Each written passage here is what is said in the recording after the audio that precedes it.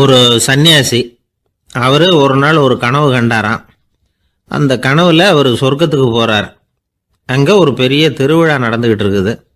எங்கே பார்த்தாலும் அலங்கார வளைவுகள், வண்ணமயமான விளக்குகள், பாதைகள் பூரா மலர்கள், எல்லா கட்டடங்களும் ஒளிமயம். அவ்வளவு கோலாகலமாக பிரம்மாண்டமாக அந்த திருவிழா நடந்துக்கிட்டு இருக்குது. அது என்ன திருவிழாங்கிறது இந்த சன்னியாசிக்கு புரியல. அங்கே எதிரில் வந்துக்கிட்டு இருந்த ஒருத்தரை நிறுத்தி, என்ன விசேஷம் இங்கே அப்படின்னு விசாரிச்சாராம். உனக்கு தெரியாத விஷயம், இன்னைக்கு இறைவனுக்கு பிறந்த நாள், அதை தான் எல்லாரும் சேர்ந்து கொண்டாடுறோம். இதுக்காக பிரம்மாண்டமான ஊர்வலம் ஒன்று வரப்போகுது. இறைவனே அந்த ஊர்வலத்தில் கலந்துக்கிறார் அப்படின்னார் அவர். உடனே அந்த சன்னியாசி ஒரு மரத்து நிழலில் ஒதுங்கி நின்றுக்கிட்டார். ஊர்வலம் வந்துக்கிட்டு இருக்குது. முதல்ல ஒரு குதிரை வந்துக்கிட்டு இருக்கு. அது மேலே ஒருத்தர் உட்காந்துருக்கிறார். அவருக்கு பின்னாடி நிறைய பேர் கூட்டமாக வந்துக்கிட்டு இருக்கிறாங்க. இவ்வளவு கூட்டம் இவர் பின்னாடி வருதே, யார் இவர் அப்படின்னு கேட்டார்.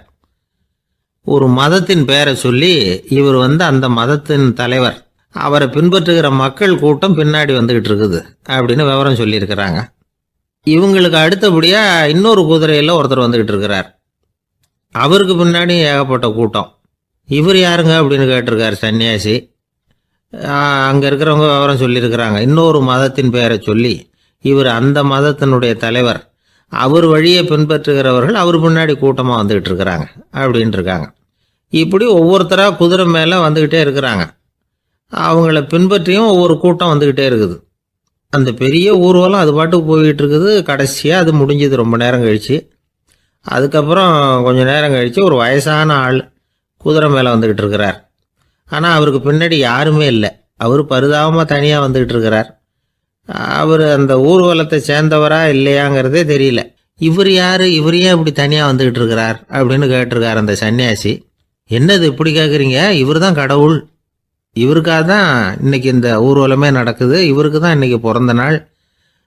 முன்னாடி போகிற ஊர்வலம் பூரா இவருடைய பிறந்த நாளை கொண்டாடுறதுக்காக தான் அப்படின்ட்டு இருக்காங்க. இதை கேட்டதும் அந்த சன்னியாசிக்கு திடுக்குன்னு தூக்கி போட்டிருக்கு. இது வரைக்கும் கனவு கண்டுகிட்டு இருந்தவர் முடிச்சுக்கிட்டார்.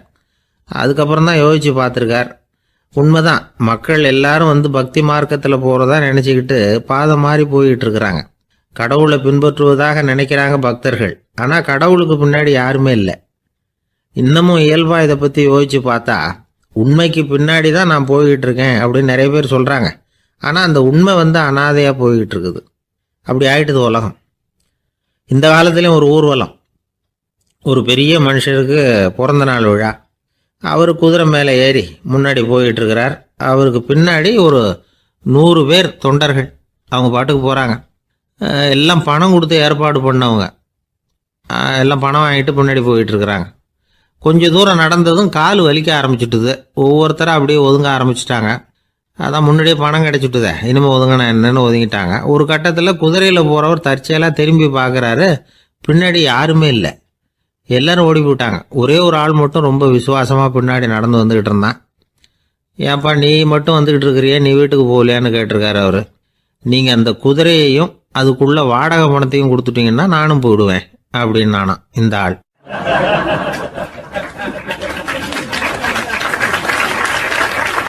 ஒரு ஊரில் ஒரு ஆள் இருந்தான்.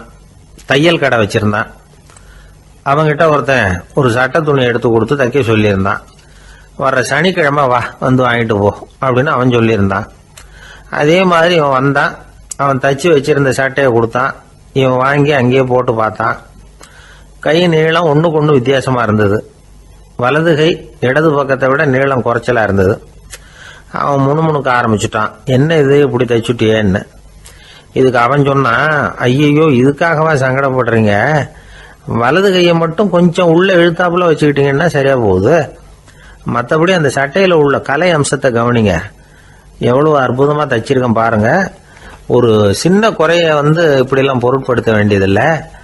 நான் சொன்னது மாதிரி கையை கொஞ்சம் உள்ளே இழுத்தது மாதிரி வச்சுக்கிட்டு நடந்து போங்க, ஜோராக இருக்கும் அப்படின்னா. அவனும் யோசிச்சு பார்த்தான். சரியான யோசனையாக தான் தோணுச்சு. கொஞ்சம் முயற்சி பண்ணி வலது கையை கொஞ்சம் உள்ளே இழுத்து சட்டை சரியாக இருக்கிறது மாதிரி பண்ணிக்கிட்டான். இப்போ மறுபடியும் ஒரு பிரச்சனை. வலது கையை உள்ளே இழுத்த மாதிரி அப்படியே வச்சுக்கிட்டதும் முதுகு பக்கம் கொஞ்சம் துணி தளர்த்தியாக தொங்குறது மாதிரி தெரிஞ்சது. என்ன இது, முதுகு பக்கம் துணி குவிஞ்சுட்டுதே, தொங்குதே அப்படின்னா மறுபடியும் அடடா, இதுக்காகவா கவலைப்படுறீங்க? உடம்ப அதுக்கு தகுந்த மாதிரி கொஞ்சம் வளைச்சிக்கிட்டா சரியா போடுது. இதுக்காக அந்த அழகான தையலை பிரித்து அதில் உள்ள கலை அம்சத்தை கெடுக்கிறதுக்கு என் மனசு இடம் தரல. எவ்வளவுக்கு தளர்த்தியா இருக்கோ அவ்வளவுக்கு கொஞ்சம் உடம்ப வளைச்சி அப்படி குனிஞ்சது மாதிரி போங்க போதும் அப்படின்னா. அதுவும் நல்ல யோசனையாக தான் பட்டுது இவனுக்கு. சரின்னு சொல்லிவிட்டு புறப்பட்டான். தெருவில் இறங்கினான். கையை கொஞ்சம் உள்ளே இழுத்தான். உடம்ப கொஞ்சம் முன்னால் வளைச்சான். சட்டைக்கு தகுந்த மாதிரி உடம்ப பண்ணிக்கிட்டான். மெதுவாக நடந்து போகிறான். இப்போ எதிரில் இன்னொருத்தன் வரான். இவனை பார்க்குறான். இவன் போட்டிருக்கிற சட்டையை பார்க்குறான். ஆஹா அற்புதம்ங்கிறான்.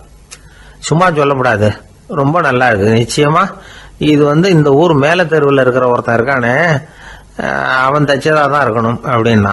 இதை கேட்டதும் அவனுக்கு ஆச்சரியம். எப்படி அவ்வளவு கரெக்டாக கண்டுபிடிச்சிங்க அப்படின்னு கேட்டிருக்கான். இதுக்கு அந்த வழிபோக்கன்னு சொன்னானா, அவன் ரொம்ப கெட்டிக்காரன். உங்களை மாதிரி உடம்பும் கையும் வளைஞ்சு போன ஒரு ஆசாமிக்கு அவனை தவிர வேற யாராலேயும் இவ்வளவு பொருத்தமான ஒரு சட்டையை தைக்க முடியாது அப்படின்னானா. பாருங்க, அவனுக்காக இவன் அனுசரிக்க போய் இவனோட நிலைமை எப்படி ஆயிடுது பாருங்க. இதே மாதிரி தான் சில சடங்குகளும் சம்பிரதாயங்களும் நம்மளை கோமாளி ஆக்கி விட்டுரும். எதுவா இருந்தாலும் அதுல அறிவுபூர்வமான அணுகுமுறை அவசியம். ஒரு நர்ஸ் அவசரமா ஓடி டாக்டர் கிட்ட சொல்லிச்சான், டாக்டர் ஒரு தப்பு நடந்து போச்சு. 10ஆம் நம்பர் பெட்ல இருக்கிற பேஷண்ட்டுக்கு காலில் ஆபரேஷன் பண்றதுக்கு பதிலாக கையில் ஆபரேஷன் பண்ணி விட்டீங்க. கை ஆபரேஷன் பண்ணிக்க வேண்டிய ஆள் 7ஆம் நம்பர் பெட்ல இருக்கார் அப்படின்னு தான். அதுக்கு ஒரு பதட்டப்படாம சொன்னாராம், பரவாயில்ல இவரை தூக்கி 7ஆம் நம்பர் பெட்ல போட்டுரு அப்படின்னாராம்.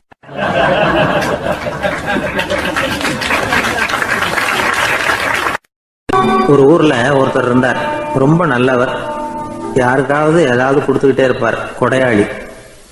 தினமும் யாராவது ஒருத்தருக்கு ஏதாவது கொடுக்கலன்னா அவருக்கு தூக்கம் வராது. அப்படி ஒரு பழக்கம். அது மட்டும் இல்லை, அவர் கொடுக்கறது அடுத்தவங்களுக்கு தெரியாது. அவ்வளவு ரகசியமா அதை கொடுப்பார். வலது கை கொடுக்கறது இடது கைக்கு தெரியக்கூடாதுன்னு சொல்லுவாங்கல்ல, அது மாதிரி அவர். ஒரு நாள் ராத்திரி அவர் ஏற்கனவே தயாராக கட்டி வச்சிருந்த பணம் முடிச்ச கையில் எடுத்துக்கிட்டு வீட்டை விட்டு வெளியில் வந்தார். தெருவில் இறங்கி நடந்தார். இன்னைக்கு யாருக்கு தர்மம் செய்யறது அப்படின்னு யோசனை பண்ணிட்டு இருட்டில் நடந்து வந்துகிட்டு இருக்கிறார். யாரோ ஒருத்தர் எதிரில் வர்றது மாதிரி தெரிஞ்சுது. உடனே அவர் கிட்ட போனார். தன்கிட்ட இருந்த பணம் முடிச்சு அவசரமா அவர் கையில் திணிச்சுட்டு திரும்பி வந்துட்டார். அப்பாடா, ஒரு வழியா யாருக்கும் தெரியாம இன்னைக்கு தர்மம் பண்ணியாச்சு அப்படிங்கிற மகிழ்ச்சி, மன நிறைவு அவர் முகத்துல. நிம்மதியா தூங்கினார். அப்புறம் எழுந்திரிச்சார். மறுநாள் காலையில ஊரு பூரா ஒரே பேச்சு. என்ன பேச்சுன்னா, நேற்று ராத்திரி ஒரு திருடன் கையில யாரோ பணத்தை கொடுத்துட்டு போயிருக்கிறாங்க அப்படின்னு எல்லாரும் பேசிக்கிட்டு இருக்கிறாங்க. இதை கேள்விப்பட்டதும் அந்த பெரியவருக்கு ரொம்ப வருத்தமா போச்சு. அடடா, போயும் ஒரு திருடனுக்காக உதவி பண்ணியிருக்கிறோம், பிரயோஜனம் இல்லாம போட்டுதே அப்படின்னு நினைச்சார். சரி, இன்னைக்கும் யாருக்காவது உதவி பண்ணணும் அப்படின்னு முடிவு பண்ணினார். ராத்திரி நேரம் வந்தது. இவர் வழக்கம் போல தெருவில் இறங்கி நடந்தார். கையில பணம் முடிச்சு. எதிரில் ஒரு பொன் உருவம் மங்கலா தெரிஞ்சது. இவர் உடனே அந்த பெண் கிட்ட பணத்தை கொடுத்துட்டு திருப்தியா திரும்பி வந்துட்டார். மறுநாள் காலையில ஊர் பூரா என்ன பேசிக்கிட்டாங்க தெரியுமா? நேற்று ராத்திரி நெறி தவறி நடக்கிற ஒரு பெண்ணின் கையில யாரோ பணத்தை வச்சுட்டு போயிருக்கிறாங்க அப்படின்னு எல்லாரும் பேசிக்கிறாங்க. அடடா, இன்னைக்கும் தவறுதலா நடந்து போச்சு அப்படின்னு ஒரு வருத்தப்பட்டார். இருக்கட்டும், இன்னைக்கும் ஏதாவது தர்மம் பண்ணுவோம் அப்படின்னு நினைச்சுக்கிட்டாரு. 3ஆவது நாள் ராத்திரியும் புறப்பட்டார். இப்பவும் எதிரில் ஒருத்தர் வந்தார். இவர் பணத்தை கொடுத்தார், திரும்பி வந்துட்டார். மறுநாள் மக்கள் என்ன பேசிக்கிட்டாங்கன்னா, நேற்று ராத்திரி ஒரு செல்வந்தர் கையில யாரோ பணத்தை கொடுத்துட்டு போயிருக்கிறாங்க அப்படின்னு பேசிக்கிட்டாங்களாம். அவருக்கு ரொம்ப வருத்தமா போட்டுது. என்ன இது தினம் இப்படி ஆகிட்டு இருக்குதே அப்படின்னு நினைச்சுக்கிட்டே படுத்து தூங்கினார். அன்னைக்கு ராத்திரி ஒரு கனவு. அந்த கனவுல இறைவன் சொன்னாராம், இதை பாருப்பா, நீ கொடுத்த தர்மம் வீணா போயிடல. உன்கிட்ட பணம் வாங்கின அந்த திருடன் திருந்திட்டான், அந்த பொண்ணும் திருந்திட்டா, அந்த செல்வந்தனும் கொடையாளி ஆயிட்டான், எல்லாருக்கும் உதவி பண்ண ஆரம்பிச்சுட்டான் அப்படின்னு சொன்னாராம். இந்த கதையை சொன்னவர் யாருன்னா நபிகள் நாயகம். இதுல உள்ள கருத்து என்னன்னா, நல்ல மனசோட தர்மம் பண்ணுனா அது வீணா போறதில்லை. இன்னொரு கருத்து, தர்மம் தன்னை மட்டுமல்ல அடுத்தவங்களையும் தீமையிலிருந்து காப்பாற்றும். இதுதான் நாம புரிஞ்சுக்க வேண்டியது. இந்த காலத்திலயும் இது மாதிரி சில சம்பவங்கள் நடக்கிறது உண்டு. ஒரு பெரியவர் இருட்டில் நடந்து வந்துகிட்டு இருந்தாரு. எதிரில் வந்த ஒருத்தன் வலுக்கட்டாயமாக இவர் கையை பிடிச்சி ஒரு பண முடிப்பை கொடுத்து வச்சுக்க சொல்லிவிட்டு விலைக்கு போயிட்டான். பெரியவருக்கு ஆச்சரியம், இந்த காலத்துலேயும் இப்படி வலது கை கொடுக்கறது இடது கைக்கு தெரியக்கூடாதுன்னு நினைக்கிற கொடையாளிகள் உண்டு போல இருக்கு அப்படின்னு யோசனை பண்ணிக்கிட்டே நடந்தார். கொஞ்சம் தூரம் போயிருப்பாரு. அதுக்குள்ள அதே ஆள் திரும்பி வந்தான். கொடுத்த பண முடிப்பை திருப்பி கொடுங்க அப்படின்னு கேட்டு வாங்கிட்டான். இவருக்கு ஒன்றும் புரியல. ஏன் இப்படி பண்றேன்னார். அது ஒன்றும் இல்லைங்க, கொஞ்ச நேரம் இதை உங்ககிட்ட கொடுத்து வச்சிருந்தேன் அவ்வளவுதான் அப்படின்னா. ஏன்னு கேட்டார். என்னை பின்னாடி போலீஸ் தேடிக்கிட்டு வந்துகிட்டு இருக்குது, அதுதான் அப்படி பண்ணேன், இப்போ போயிட்டுது, இனிமே ஒன்றும் பயம் இல்லை அப்படின்னு சொல்லிவிட்டு அவன் பாட்டுக்கு நடந்து போறான்.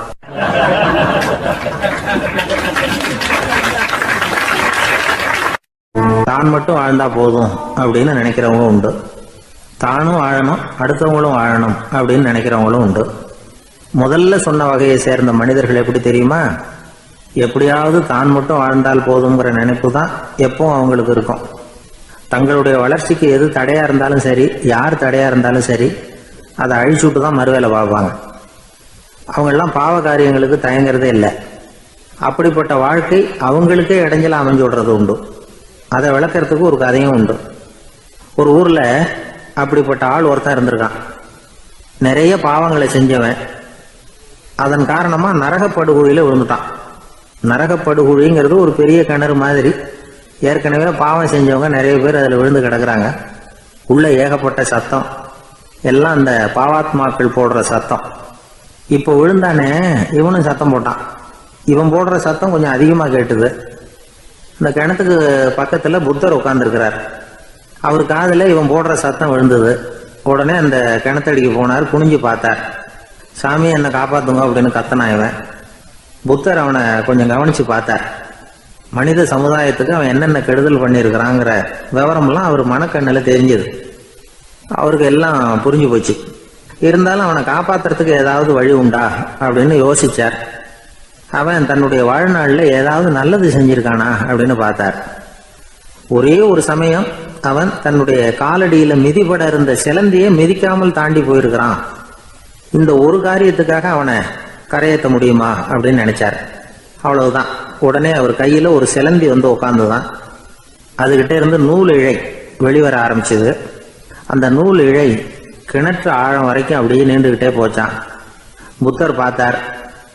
இந்த நூலை பிடிச்சிக்கிட்டு மேலே ஏறி வா அப்படின்னார். என்னங்க சொல்றீங்க, இந்த சிலந்தி நூல் என்ன தாங்குமான்னு கத்தனான். எல்லாம் தாங்கும், அதை பிடிச்சிக்கிட்டு ஏறி வா அப்படின்னார்.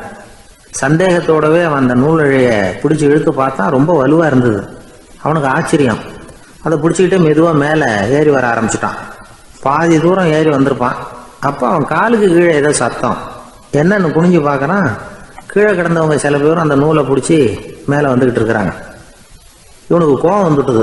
தன்னுடைய இடுப்புல வச்சிருந்த கத்தியை எடுத்து தன்னுடைய காலுக்கு கீழே நூல் இழையை அப்படியே வெட்டி விட்டுட்டான். இனிமே நாம மட்டும்தான் மேலே ஏறி வந்துடணும் அப்படின்னு நினைச்சுக்கிட்டான். ஆனா நடந்தது என்ன தெரியுமா? மொத்த நூல் இழையும் அப்படியே அருந்து கீழே விழுந்துட்டுது. அவனும் பொத்துன்னு கீழே விழுந்துட்டான். மறுபடியும் கத்த ஆரம்பிச்சுட்டான். ஏற்கனவே அவன் செஞ்சிருந்த ஒரு சிறு கருணை அந்த நூல் இழைக்கு உறுதியை கொடுத்தது. இப்போ அவன் செஞ்ச பாவம் அந்த நூல் இழைய வலுவிழக்க செஞ்சுட்டுது. அடுத்தவங்களும் வாழணுங்கிற எண்ணம் அவனுக்கு இருந்திருந்தா இப்போ அவனும் கரையேறி வந்திருப்பான், மற்றவங்களும் சௌக்கியமா வந்து சேர்ந்திருப்பாங்க. அதனால நாமும் வாழணும், அடுத்தவங்களும் வாழணும் அப்படின்னு நினைக்கிறவன் வாழ்க்கையில சீக்கிரம் முன்னுக்கு வந்துடுவான். ஒருத்தன் ஒரு டாக்டர் கிட்ட போனான். மருந்து வாங்கினான். வாங்கி கொண்டாந்து பேசாம வச்சுட்டான், சாப்பிடல. அப்புறம் எதுக்காகப்பா போய் அவர்கிட்ட மருந்து வாங்கினேன் அப்படின்னு கேட்டாங்க.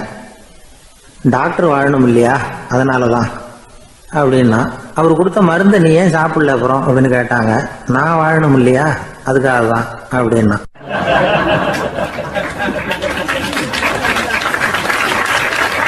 அவர் ஒரு பெரிய குடும்பத்துல பிறந்தவர். இருக்கிற சொத்துக்கள் எல்லாத்தையும் வாரி வழங்கி விட்டு காட்டுக்கு புறப்பட்டார் தவம் செய்யறதுக்காக. இருந்தது ஊராவும் கொடுத்துட்டார். இனிமே எதுவுமே இல்லை கொடுக்கறதுக்கு. அப்போ கடைசியா ஒருத்தன் வந்து கையை நீட்டினானா, ஐயா ஏதாவது கொடுங்கன்றிருக்கான். அவர் பார்த்தார். கட்டியிருக்கிற வேட்டியை தவிர வேற எதுவுமே இல்லை. 8 முழம் பட்டு வேட்டி ஜரிகை கரையோடு இருக்குது. கடைசியா அதை தான் எடுத்துக்கிட்டு அவர் புறப்பட்டுருக்கார். அவர் பார்த்தார். எதிரில் அவன் பரிதாபமாக நின்றுட்டு இருக்கிறான். அந்த 8 முழ வேட்டியை 2ஆ கிழிச்சார். 4 முழத்தை அவங்ககிட்ட கொடுத்தாரு. மீதி 4 முழத்தை தன்னோட இடுப்பில் கட்டிட்டு அவர் காட்டுக்கு போயிட்டார். இவன் என்ன பண்ணான் தெரியுமா? கையில் கிடைச்ச 4 முழத்தை எடுத்துக்கிட்டு கடை வீதிக்கு போனான். பழைய பட்டு வேட்டி ஜருகை இதையெல்லாம் விலைக்கு வாங்குற வணிகர் ஒருத்தர் இருக்கார். அவர்கிட்ட போனான். இதை விலைக்கு எடுத்துக்கிறீங்களா அப்படின்னு கேட்டிருக்கான். அவர் வாங்கி பார்த்துருக்கார். ஆஹா, இது ரொம்ப அருமையான வேட்டி, விலை உயர்ந்த ஜருகை, இது ஏது உனக்கு அப்படின்னு கேட்டாரான். அவன் நடந்தது சொல்லியிருக்கான். அப்படின்னா ஒன்று செய்ய, இந்த வேட்டியோட இன்னொரு பாதியையும் மெதுவாக வாங்கிட்டு வந்துரு, உனக்கு நிறைய பணம் தர்றேன் அப்படின்னாரான் அந்த வணிகர். இவன் கொஞ்சம் யோசனை பண்ணி பார்த்தான்.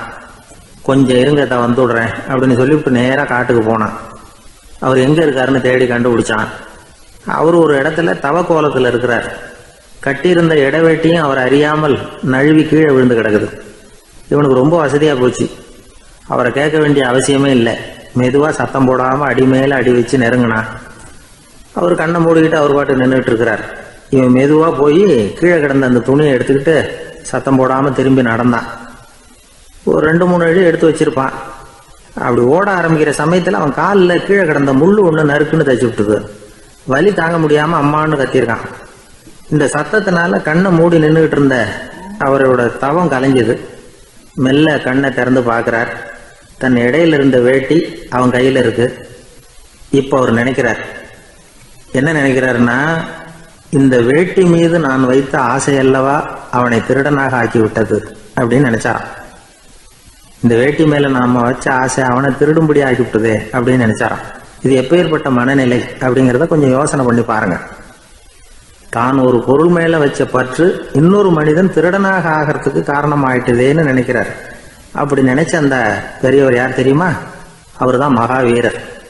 இழந்துட்டேங்கிறிய, நீ என்னத்தை கொண்டுகிட்டு வந்த எங்க இழந்துடுறதுக்கு? நீ என்னத்தை உண்டாக்குன இது அழிஞ்சுட்டுதுன்னு சொல்றதுக்கு? இதுதான் அவருடைய சிந்தனை. இன்றைக்கு நம்ம சிந்தனையெல்லாம் வேற மாதிரி இருக்குது. ஒருத்தன் நடுத்தருவில் உட்காந்து அழுதுகிட்டு இருந்தான். அந்த வழியா வந்தவர் ஒருத்தர், ஏன்பா அழறேன்னு கேட்டாராம். 5 ரூபா சார், இந்த இடத்துல விழுந்துட்டுது, ரொம்ப நேரமா தேடுறேன், கிடைக்காது போல இருக்கு அப்படின்னு சொல்லிவிட்டு அழறான். எப்போ தொலைஞ்சதுன்னு கேட்டாராம் அவரு. அது எனக்கு தெரியாது சார், பணத்தை தொலைச்சவன் தேடி பார்த்துட்டு போயிட்டான், நான் அவனுக்கு பின்னாடி தேட வந்தவன் அப்படின்னு நானா இவன்.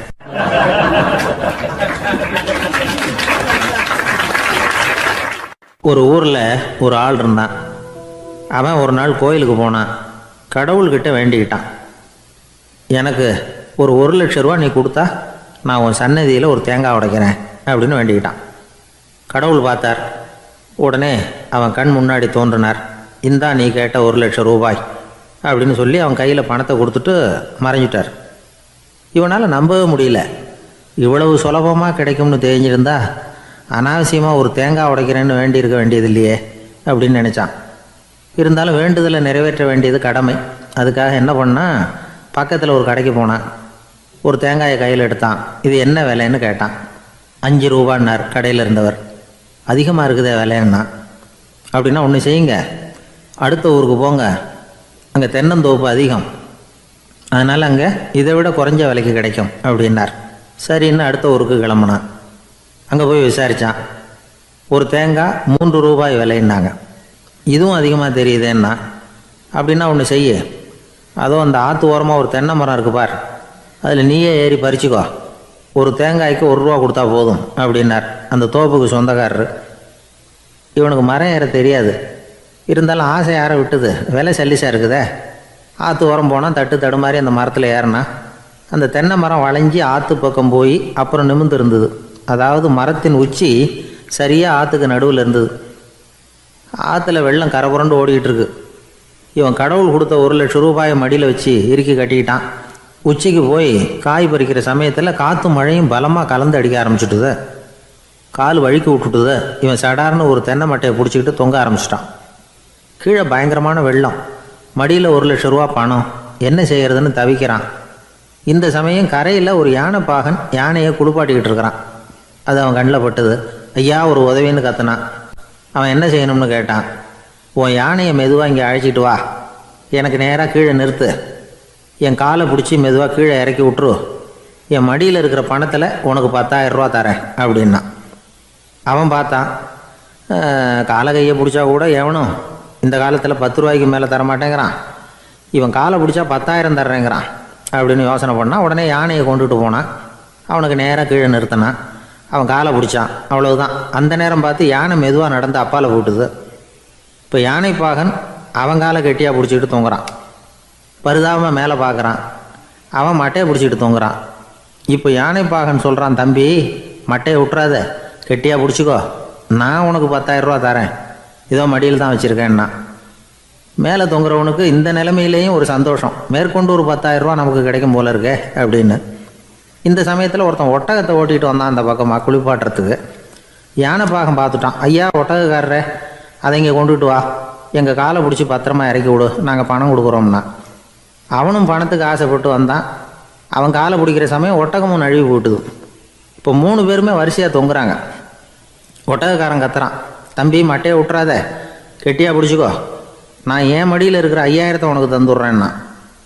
மேலே தொங்குறவனுக்கு இன்னமும் சந்தோஷம், இவனும் பணம் தர்றேங்கிறான் அப்படின்னா இன்றைக்கி நமக்கு மொத்த பண வரவு எவ்வளவு அப்படின்னு ஒவ்வொன்றா கூட்டி பார்க்க ஆரம்பித்தான். மனக்கணக்கு சரியாக வரல, அதனால் அப்படியே விரலை விட்டு எண்ண ஆரம்பித்தான். அவ்வளவுதான், மட்டையை விட்டுட்டு கை நழுவி வந்துட்டுது. 3 பேரும் பொத்துன்னு ஆற்றுல விழுந்தாங்க. படாத பாடுபட்டு தட்டு தடுமாறி கரைக்கு வந்து சேர்ந்தாங்க. 3 பேர் மடியில் இருந்த பணமும் ஆற்றோட போட்டுது. பேராசை பெருநஷ்டம் அப்படின்னு ஒரு பழமொழி இருக்குல்ல, அதை விளக்கறதுக்காக சொல்லப்பட்ட கதை இது. இந்த காலத்தில் ஒருத்தர் ஒரு நீச்சல் குளத்தில் நீச்சல் அடிச்சுக்கிட்டு இருக்கிறார். காவலுக்கு இருந்தவர் அதை கவனிச்சுட்டார். கரையிலேருந்து சத்தம் போட்டாராம், இதோ பாருங்கள், இங்கே ராத்திரி 8 மணிக்கு மேலே நீச்சல் அடிக்கிறது சட்டப்படி குற்றம், அதுக்கு அனுமதி கிடையாது, தெரியாதா உங்களுக்கு அப்படின்னாராம். இதுக்கு அவர், ஐயையோ நான் நீச்சல் அடிக்க வந்தவன் இல்லைங்க, சும்மா சுற்றி பார்க்க வந்தவன், தடுமாறி குளத்தில் விழுந்துட்டேன், நீச்சல் தெரியாது, அதனால் தத்தளிச்சுக்கிட்டு இருக்கிறேன் அப்படின்னு கத்துனாராம். கரையில் இருந்தவர் பார்த்தார், ஓ அப்படின்னா சரி, அதுக்கு ஒன்றும் தடை இல்லை அப்படின்னு சொல்லிவிட்டு அவர் பாட்டுக்கு நடந்து போயிட்டாராம்.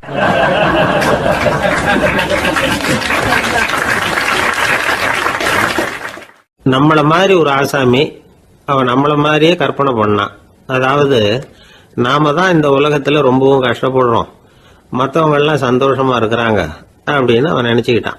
அவன் ஒரு நாள் கடவுளை வேண்டிக்கிட்டானான், சுவாமி இந்த உலகத்துல எவ்வளவோ பேர் இருக்கிறாங்க, ஒவ்வொருத்தருக்கும் ஒவ்வொரு விதமான கஷ்டம் இருக்கலாம், ஒத்துக்கிறேன், இருந்தாலும் எனக்கு அது கொஞ்சம் அதிகமா இருக்கிறது மாதிரி தெரியுது, அதனால நீங்க எனக்காக ஒரு சின்ன உதவி செஞ்சா போதும். அது வேற ஒண்ணும் இல்லை, என்கிட்ட இருக்கிற துயரங்களை இன்னொருத்தர் யாருக்கிட்டையாவது கொடுத்துருங்க, அவர்கிட்ட இருக்கிற துயரங்களை என்கிட்ட மாத்தி கொடுத்துருங்க, ஒரு மியூச்சுவல் டிரான்ஸ்ஃபர், அவ்வளவுதான், அப்படி பண்ணிவிட்டா போதும் அப்படின்னு வேண்டிக்கிட்டானான். அன்னைக்கு ராத்திரியே அவன் ஒரு கனவு கண்டிருக்கான். வானத்திலிருந்து ஒரு குரல் கேட்டிருக்கு. அது என்ன சொல்லிச்சு தெரியுமா? ஏ ஜனங்களே, எல்லாரும் அவங்கவுங்க கஷ்டங்களை ஒரு பையில போட்டு எடுத்துக்குங்க, அப்படி எடுத்துக்கிட்டு நேரா இந்த ஊர் எல்லையில இருக்கிற கோயிலுக்கு வந்து சேருங்க அப்படின்னு அந்த குரல். ஆஹா, கடவுள் நம்ம பிரார்த்தனைக்கு செவி சாய்ச்சுட்டார் அப்படின்னு சந்தோஷப்பட்டான் இவன். உடனே என்ன பண்ணா, தன்கிட்ட இருந்த கஷ்டத்தையெல்லாம் ஒரு சாக்கு பையில போட்டு எடுத்துக்கிட்டான். வீட்டை விட்டு வெளியில வந்தான். தெருவில் இறங்கி நடக்கிறான். அங்க பார்த்தா ஏகப்பட்ட பேர் ஆளுக்கு ஒரு பைய தூக்கிக்கிட்டு கோயிலுக்கு போயிட்டு இருக்கிறாங்க. சில பேர் மூட்டையா கட்டி தலையில சுமந்துக்கிட்டு போயிட்டு இருக்கிறாங்க. இவன் பார்த்தான். இவனுக்கு ரொம்ப ஆச்சரியமா இருந்தது. ஏன்னா எல்லாரும் வச்சிருக்கிற பைய இவன் பைய விட பெருசா இருந்தது. இவன் பை தான் இருக்கிறதுலயே கொஞ்சம் சின்னதா தெரிஞ்சது. இப்ப அவன் மறுபடியும் சாமியை வேண்டிக்கிட்டான், கடவுளே இப்ப உள்ள சூழ்நிலையை கவனிச்சா என்கிட்ட இருக்கிற பைய பரவாயில்லன்னு தோணுது, அதனால வேற பை எதையும் மாத்த வேணாம், இதுவே பரவாயில்ல, இந்த பையோட திரும்பி வீட்டுக்கு போனா போதும்னு நினைக்கிறேன் அப்படின்னு ஏதோ நினைக்க ஆரம்பிச்சுட்டான் அவன். எல்லாரும் கோயிலுக்கு போய் சேர்ந்தாங்க. கோயில்ல அந்த குரல் மறுபடியும் கேட்டுது. எல்லாரும் அவங்கவுங்க பைகளை சோகத்துல தொங்க விடுங்க, திடீர்னு விளக்குகள் அணையும், மணி அடிக்கப்படும், அதுதான் அடையாளம். அந்த சமயத்துல இருட்டுல உங்களுக்கு வேண்டிய பைய நீங்க மாத்தி எடுத்துக்கலாம், தேர்ந்தெடுத்துக்கலாம். வெளிச்சம் இருக்கிறப்பவே உங்களுக்கு பிடிச்ச பைக்கு பக்கமா பார்த்து நீங்க நின்னுக்கலாம் அப்படின்னு சொல்லி விவரம் சொல்லிச்சான் அந்த குரல். அப்படி சொன்னதுக்கு அப்புறம் திடீர்னு விளக்கு அணைஞ்சுது, மணி அடிச்சுது. கொஞ்ச நேரம் கழிச்சு மறுபடியும் விளக்குகள்லாம் எரிஞ்சுது. இப்போ பார்த்தா எல்லாரும் அவங்கவுங்க பையையே கெட்டியா பிடிச்சிட்டு நிக்கிறாங்க. இவனும் அப்படியே நிக்கிறான். இவன் மெதுவா பக்கத்துல நிக்கிறவங்க கிட்ட கேட்டானா, ஏன் நீங்க பைய கையிலேயே வச்சிருக்கிறீங்க, செவுத்துல மாட்டலையா அப்படின்னு கேட்டிருக்கான். இல்லப்பா, நீ ஏன் கையிலேயே வச்சிருக்கிறியோ அதே காரணத்துக்காக தான் நாங்களும் வச்சிருக்கிறோம். நம்ம கவலைகளை பத்தி நமக்கு ஓரளவுக்காவது தெரியும். ஆனா மற்றவங்க கவலைகள் நமக்கு பரிச்சயம் இல்லாதவை, பழக்கம் இல்லாதது. அதனால நமக்கு தெரிஞ்ச கவலைகளை சமாளிக்கிறது சுலபம். தெரியாததை சமாளிக்கணும்னா மறுபடியும் ஆரம்பத்தில இருந்து ஆரம்பிக்கணும். அதனால பழைய நண்பர்களோடு வாழறது தான் மேல் அப்படின்னு ஆனான். அதுக்கப்புறம் அவன் தன்னோட பைய போதும்னு வீட்டுக்கு திரும்பி வந்துட்டானான். இது ஒரு பெரியவர் சொல்லி இருக்கிற கதை. அதனால நம்ம கிட்ட இருக்கிற கஷ்டங்கள் தான் பெருசு, அதை இன்னொருத்தங்கிட்ட கொடுத்துட்டு மாத்திக்கலாம் அப்படின்னு நினைக்கிறது தப்பு. இதே மாதிரி இன்னொரு சம்பவம். ஒரு ஊர்ல ஒரு நாள் ராத்திரி ஆகாயத்தில இருந்து கடவுள் குரல் கேட்குது. இந்த ஊர்ல இருக்கிற ஜனங்கள்லாம் கொஞ்சம் கவனிங்க, உங்களுக்கு ஒரு செய்தி. அதாவது இங்க இருக்கிற ஜனங்கள்லயே கொஞ்சம் கூட கவலையே இல்லாத ஆள் யாருன்னு எனக்கு தெரியணும். அதனால எல்லாரும் அவங்க கவலைகளை ஒரு பையில போட்டு எடுத்துக்கிட்டு கோயிலுக்கு வாங்க அப்படின்னாரு கடவுள். உடனே வரிசையா எல்லாரும் வர ஆரம்பிச்சாங்க. எல்லார் கையிலையும் பை இருந்தது, சின்னதும் பெருசுமா. கவலையே இல்லாத ஆள் யாருன்னு தேடினார் கடவுள். ஒரே ஒரு ஆள் மட்டும் கையில எதுவும் இல்லாம வெறும் கையை வீசிக்கிட்டு ரொம்ப ஜாலியா நடந்து வந்துகிட்டு இருந்தான். கடவுள் அவங்ககிட்ட போனார். ஏன்பா உனக்கு கவலையே இல்லையா அப்படின்னு கேட்டார். எனக்கும் சில கவலைகள்லாம் உண்டு அப்படின்னு அவன். எங்க அதெல்லாம்னு கேட்டிருக்காரு கடவுள். பின்னாடி லாரியில வந்துகிட்டு இருக்கு அப்படின்னு அவன்.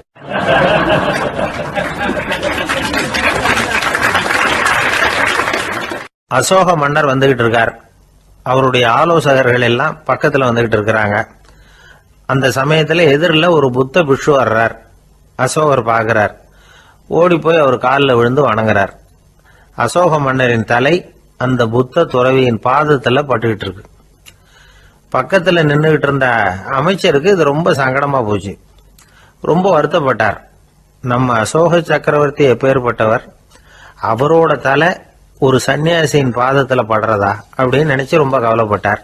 அரண்மனைக்கு திரும்பினதும் அமைச்சர் மெதுவா ஆரம்பிச்சார். அரசே, எனக்கு ரொம்ப வருத்தமா இருக்குது அப்படின்னார். எதுக்குன்னார் மன்னர். அசோக சக்கரவர்த்தியின் தலை, அதாவது அந்த சிரம் ரொம்ப மதிப்புமிக்க ஒன்று.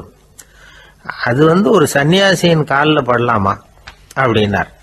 அசோகர் பதில் சொல்லல, சிரிச்சார், போயிட்டார். அதுக்கப்புறம் ஒரு சரியான சந்தர்ப்பத்துக்காக காத்துக்கிட்டு இருந்தார். ஒரு நாள் அமைச்சரை கூப்பிட்டார். எனக்கு 3 தலைகள் வேணும் அப்படின்னார். சொல்லுங்க, கொண்டுகிட்டு வரேன் அப்படின்னார் அமைச்சர். அசோகர் சொன்னார், முதல்ல எனக்கு தேவையானது ஒரு ஆட்டின் தலை, 2வது ஒரு புலியின் தலை, 3வது ஒரு மனிதனின் தலை. இதுதான் அசோகர் கேட்டது. எங்க இருந்தாலும் கொண்டு வாங்கன்னார். அமைச்சர் புறப்பட்டார். ஆட்டுத்தலை, புலித்தலை கிடைச்சிட்டுது. அப்புறமா ஒரு சுடுகாட்டுக்கு போய் ஒரு மனித தலையும் சேகரம் பண்ணிட்டு ராஜா கிட்ட வந்துட்டார். அரசே, உங்கள் ஆணைப்படி 3 தலைகளையும் கொண்டு வந்திருக்கிறேன்னார். அசோகர் பார்த்தார். ரொம்ப நல்லது, இப்ப இது 3ஐயும் எடுத்துக்கிட்டு போய் சந்தையில வித்துட்டு வாங்க அப்படின்னார். அமைச்சர் அதுகளை எடுத்துக்கிட்டு சந்தைக்கு போனார். முதல்ல ஆட்டுத்தலை நல்ல விலைக்கு வித்து போச்சு. நல்ல விலை கொடுத்து வாங்கிட்டு போட்டாங்க. அடுத்தபடியா புலி தலைய ஒருத்தர் வாங்கிட்டார். அதை பாடம் பண்ணி வீட்டில் மாட்டி வைக்கலாமே அப்படின்னு நினைச்சு அதையும் வாங்கிட்டு போட்டார். மனித தலையை மட்டும் வாங்குறதுக்கு யாரும் முன் வரல. எல்லாரும் அதை பார்த்துட்டு விலகி போக ஆரம்பிச்சாங்க. அமைச்சர் திரும்பி வந்தார். அரசே, இந்த தலையை மட்டும் யாரும் வாங்க மாட்டேங்கிறாங்க அப்படின்னார். சரி, பரவாயில்ல, இதை இலவசமாவே எனாமாவே யாருக்கிட்டையாவது கொடுத்துட்டு வந்துருங்க அப்படின்னார். அமைச்சர் மறுபடியும் சந்தைக்கு போனார். இதை இலவசமா தரேன், இதை வாங்கிக்கோங்க அப்படின்னார். அப்பவும் அதை யாரும் வாங்கிக்கிறதுக்கு தயாரா இல்லை. மறுபடியும் திரும்பி மன்னர்கிட்ட விவரத்தை சொன்னார். இப்போ மன்னர் சொல்றார், அமைச்சரே, உயிர் இருக்கிற வரைக்கும் தான் இந்த தலைக்கு மதிப்பு. ஜீவன் போனதுக்கு அப்புறம் அதோட மதிப்பும் போயிடுது. அதனால மதிப்பு இருக்கும் பொழுதே பெரியவர்கள் பாதம் பணிந்து அந்த புனிதத்தை பெற்றுக்கொள்ளணும் அப்படின்னார். பணிவுங்கிறது வேற, அடிமைத்தனம்ங்கிறது வேற. பெரியவர்களை பணிவது நமக்கு பெருமை தரக்கூடிய விஷயம். இதை மனசுல வச்சுக்கிட்டு எப்போ காலில் விழணும், எப்போ காலில் விழக்கூடாது அப்படிங்கிறத முடிவு பண்ணிக்கணும். ஒரு சாதாரண ஆள் நடந்து வந்துகிட்டு இருந்தார். எதிரில் வந்த ஒரு பெரிய மனுஷன் ஓடி போய் அவர் காலில் விழுந்து தன்னுடைய தலையை அவர் பாதத்தில் கொண்டு போய் வச்சார். கொஞ்ச நேரம் கழிச்சு எழுந்திரிச்சு வந்துட்டார். வந்த பிறகு இவரை கேட்டேன், ஏன் திடீர்னு ஓடி போய் அந்த ஆளு காலில் விழுந்தீங்க அப்படின்னேன். அவர் போட்டிருக்கிறது என்னோட காணாம போன செருப்பான்னு கண்டுபிடிக்கிறதுக்காக அப்படி விழுந்தேன் அப்படின்னார்.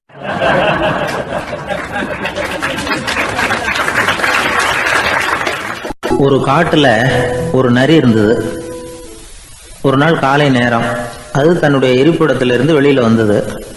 கொஞ்சம் தூரம் நடந்து வந்தது. அப்பதான் அது தன்னோட நிழலை கவனிச்சு பார்த்தது. பார்த்தா அது ரொம்ப நீளமா பெருசா இருக்குது. காலை நேரத்துல நிழல் அப்படித்தானே இருக்கும். ஆனா அந்த நரிக்கு அந்த விஷயம் தெரியல. தன்னுடைய நீண்ட பெரிய நிழலை பார்த்து ஆச்சரியப்பட்டது.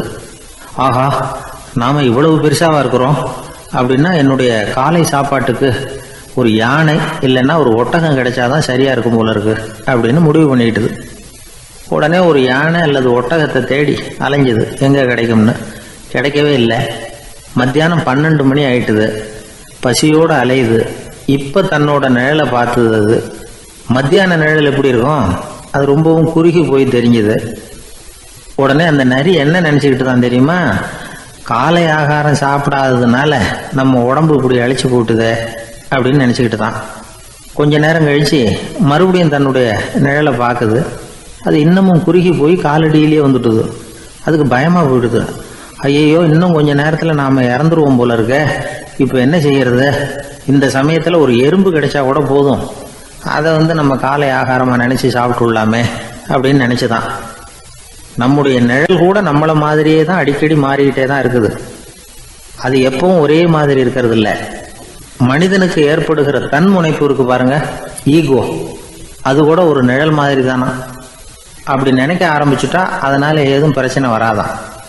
தன்முனைப்பை நிழல் போலவே ஏற்றுக்கொள்ளுங்கள் அப்படிங்கிறது பெரியவங்க கருத்து. ஒரு காரியத்தை வெற்றிகரமா நல்ல விதமா செஞ்சு முடிக்கிறோம்னு வச்சுக்கோங்க. அந்த சமயத்துல ஒரு வித நுட்பமான தற்பெருமை நமக்குள்ள உண்டாகுது. இது இயற்கையானது, அதனால இது மேல பற்று வைக்கக்கூடாது. அப்படி வைக்க ஆரம்பிச்சுட்டா அந்த தற்பெருமை ஒரு நிரந்தர விருந்தாளியா நம்ம கிட்ட தங்கிக்கும். நம்ம நிழல் எப்படின்னு பாருங்க, நாம நடக்கும் பொழுது நம்ம பின்னாடியே வரும். தன்முனைப்பையும் அப்படியே நினைச்சுக்குங்க. நிழல் யாருக்கும் எந்த பிரச்சனையையும் உண்டாக்குறது இல்லை. ஆனா அந்த நிழலை கண்டே நாம பயப்பட ஆரம்பிச்சுட்டா நாம எதுலையும் வெற்றி காண முடியாது. நிழலோட சண்டை போடக்கூடாது. அது மாதிரி தன்முனைப்போடவும் நாம சண்டை போட வேண்டியதில்லை. இல்லாத ஒன்றோடு சண்டை போடுறது எப்படின்னா, அது இருட்டோட சண்டை போடுறது மாதிரி. நாம நிழல் கிடையாது, நம்ம கிட்ட இருக்கிற தன்முனைப்பு ஒரு நிழல். நம்ம நிழலையும் நமக்கு சமமா பாக்குறோம் பாருங்க, அங்கதான் சிக்கலே ஆரம்பம். இப்போ நாம நடந்து போய்கிட்டு இருக்கிறோம். நம்ம நிழல் தரையில விழுது. யாரோ ஒருத்தர் நம்ம நிழல் மேல காலை வச்சு நடந்து போறார். உடனே அவர்கிட்ட சண்டைக்கா போறோம், ஏண்டா என் நிழலை மிதிச்ச அப்படின்னு. நமக்கு தெரியும் அது நிழல் தாங்கிறது. அவர் உங்க மேல நடக்கல, உங்களுடைய நிழல் மேலதான் நடக்கிறார். அது மாதிரி உங்க தன்முனைப்பின் மேல யாராவது நடந்தா உங்களை அவமானப்படுத்துறதா நினைக்கிறீங்க. காரணம், நாமளும் நம்ம தன்முனைப்பும் ஒண்ணுங்கிற நினைப்பு தான் காரணம், மற்றபடி வேற ஒண்ணும் கிடையாது. நம்ம நிழல் மேல நடக்கிறவர் நம்மளை காயப்படுத்துறது இல்லை. தன்முனைப்பை வேண்டாத ஒன்னாவும் பார்க்க வேண்டியதில்லை. அது இயற்கை. நிழலை உங்க முன்னாடி வைக்க வேணாம், அது உங்க பின்னாடியே இருக்கட்டும். நிழலின் நிழலாகி விடாதீர்கள், நீங்கள் நீங்களாகவே இருங்கள். இதுதான் சான்றோர் சிந்தனை. ஒரு பேருந்துல ஒரே நெரிசல். ஒருத்தர் பக்கத்துல நின்றுகிட்டு இருந்தவர்கிட்ட ரொம்ப பணிவா விசாரிச்சார், ஏன் சார் நீங்க ஏதாவது பெரிய உத்தியோகத்துல இருக்கிறீங்களா அப்படின்னார். அப்படிலாம் ஒண்ணும் இல்லைங்க என்னார் அவரு. அப்படின்னா வேற ஏதாவது அரசியல்ல பெரிய பதவியில் இருக்கிறீங்களா அப்படின்னு கேட்டார். அதுவும் இல்லைங்க என்னார். சரி, பணமாவது அதிகமா வச்சிருக்கீங்களா அப்படின்னு கேட்டார். அப்படிலாம் ஒன்றும் கிடையாது சார்னார் அவரு. அப்புறம் எதுக்குடா என் காலை மிதிச்சுக்கிட்டு இருக்கிற, எடுறா காலை அப்படின்னாராம் இவர்.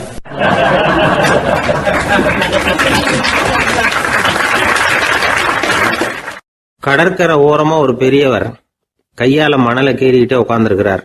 என்னத்தையும் தேடிட்டு இருக்கிறது மாதிரி தெரிஞ்சது. மெதுவா கிட்டத்துல போய் என்னத்தை தேடிட்டு இருக்கிறீங்க அப்படின்னு கேட்டோம். அவரு சாவகாசமா நிமிந்து பார்த்து நிம்மதியை தேடிட்டு இருக்கிறேன்னார். நாங்க ஒரு மாதிரி ஆயிட்டோம். இருந்தாலும் சமாளிச்சுக்கிட்டு, சார் மணல்ல கிழிஞ்சல் தான் கிடைக்கும், நிம்மதி கிடைக்காது அப்படின்னோம். சரி, இன்னைக்கு வசமா நம்ம கிட்ட ஒரு ஆள் மாட்டிக்கிட்டார் அப்படின்னு நினைச்சு அவர் பக்கமா போய் உட்காந்துக்கிட்டு கதை சொல்ல ஆரம்பிச்சிட்டோம். ஒரு பெரிய மன்னர் இருந்தார். அவருக்கு எல்லா வசதியும் இருந்தது. இருந்தாலும் ஒரே ஒரு குறை, அது என்னன்னா நிம்மதி இல்லைங்கிற குறை. அரண்மனையில் தினமும் கலை நிகழ்ச்சி, நாட்டியம் எல்லாம் நடந்துகிட்டு தான் இருந்தது. இருந்தாலும் நிம்மதி இல்லை. சரி, நிம்மதி எங்கே கிடைக்கும் அப்படின்னு தேட ஆரம்பித்தார். உடனே அதுக்கான முயற்சிகளில் தீவிரமாக இறங்கினார். நாட்டில் உள்ள தத்துவ மேதைகளை எல்லாம் கூப்பிட்டுட்டு வர சொன்னார். எல்லாரும் வந்து சேர்ந்தாங்க. அவங்கள பார்த்து நிம்மதி எங்கே இருக்குது அப்படின்னு விசாரிச்சார். அவங்களுக்கு அது தெரிஞ்சா ஏன் இப்படி ராஜா முன்னாடி வந்து நின்றுட்டு இருக்க போகிறாங்க? ராஜாவோட கேள்விக்கு ஒவ்வொருத்தரும் ஒவ்வொரு மாதிரி விளக்கம் கொடுக்க ஆரம்பிச்சிட்டாங்க. எந்த பதிலும் ராஜாவுக்கு திருப்தி அளிக்கக்கூடிய அளவுக்கு இல்லை. சரி, போயிட்டு வாங்கன்னு சொல்லி அவங்களெல்லாம் அனுப்பி வச்சுட்டார். ஒரு நாள் அவர் மாளிகையில் உப்பருகையில் நின்றுட்டு இருக்கிறார். அந்த சமயத்தில் தெருவில் ஒரு பிச்சைக்காரன் ரொம்ப உல்லாசமாக பாட்டு பாடிக்கிட்டே போய்கிட்டு இருக்கிறான். குரல்ல ஒரு சந்தோஷம், நடையில ஒரு மிடுக்கு. அவங்ககிட்ட கொஞ்சம் கூட கவலை இருக்கிறதா தெரியல. உடனே ராஜா அதை பார்த்தார். ஏவலாளிகளை வந்து கைதட்டி கூப்பிட்டார். உடனே ஓடி போய் அந்த பிச்சைக்காரனை இங்கே அழைச்சிட்டு வாங்கன்னு உத்தரவு போட்டார். இவங்க உடனே ஓடி போய் அவனை கூப்பிட்டாங்க. அரண்மனைக்கு வாழ்ந்தாங்க. அவன் வரல.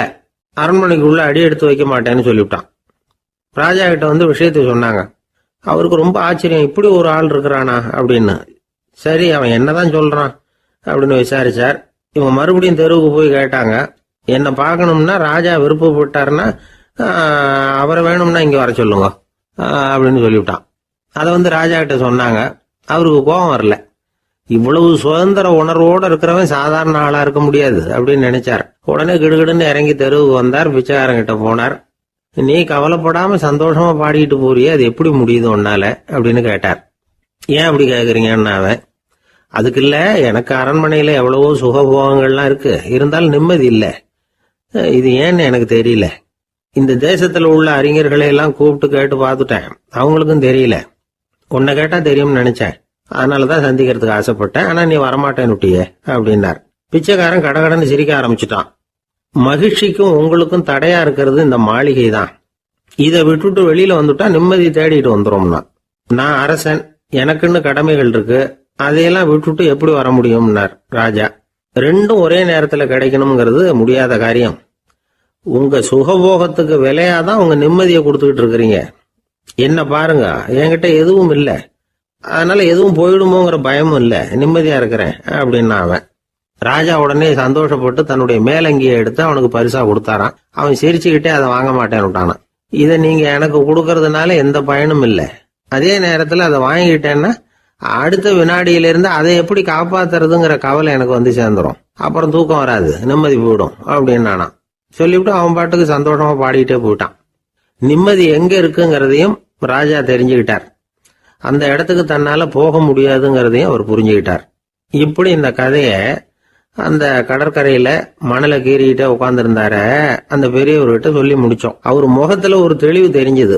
எங்களை நிமிர்ந்து பார்த்தார். ரொம்ப நன்றிங்க, இப்ப எனக்கு தெரிஞ்சு போச்சு, நிம்மதி வேணும்னா அதுக்கு என்ன பண்ணணும்னு இப்ப நல்லா புரிஞ்சுக்கிட்டேன் அப்படின்னார். என்ன புரிஞ்சுக்கிட்டீங்கன்னு கேட்டோம். இனிமே இந்த பக்கம் வந்தா உங்க கண்ணுல படாத இடமா பார்த்து உட்காரணும்னு புரிஞ்சுக்கிட்டேன் அப்படின்னார்.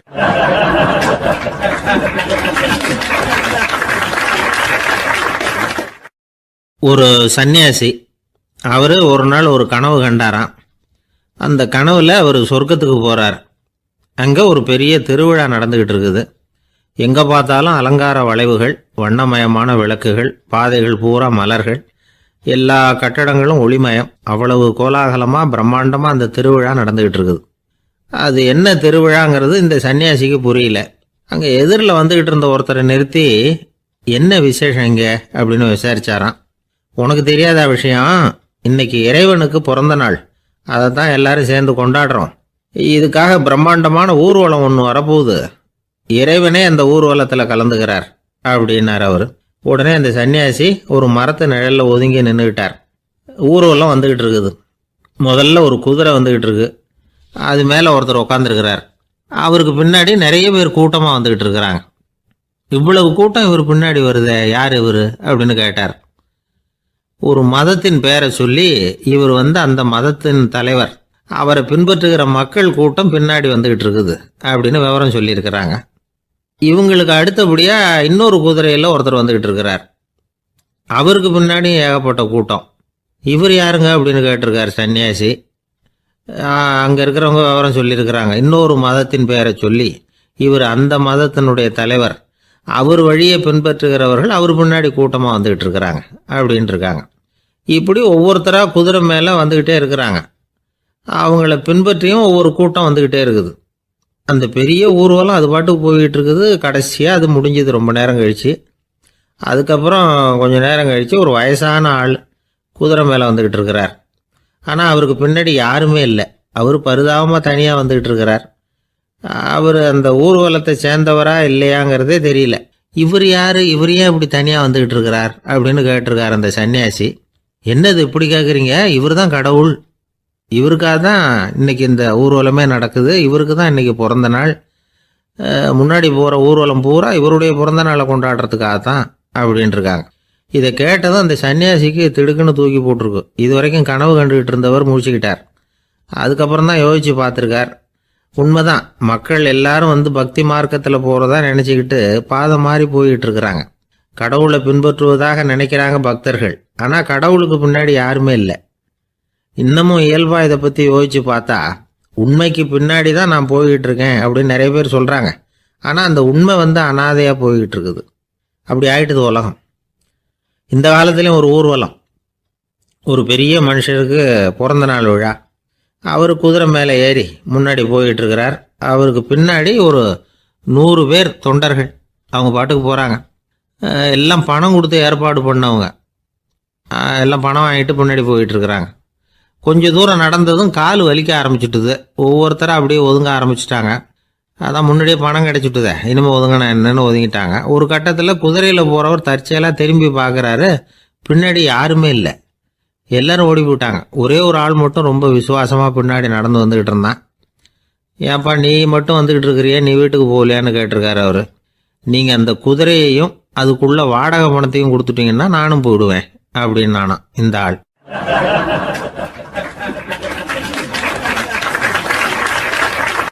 ஒரு ஊரில் ஒரு ஆள் இருந்தான்.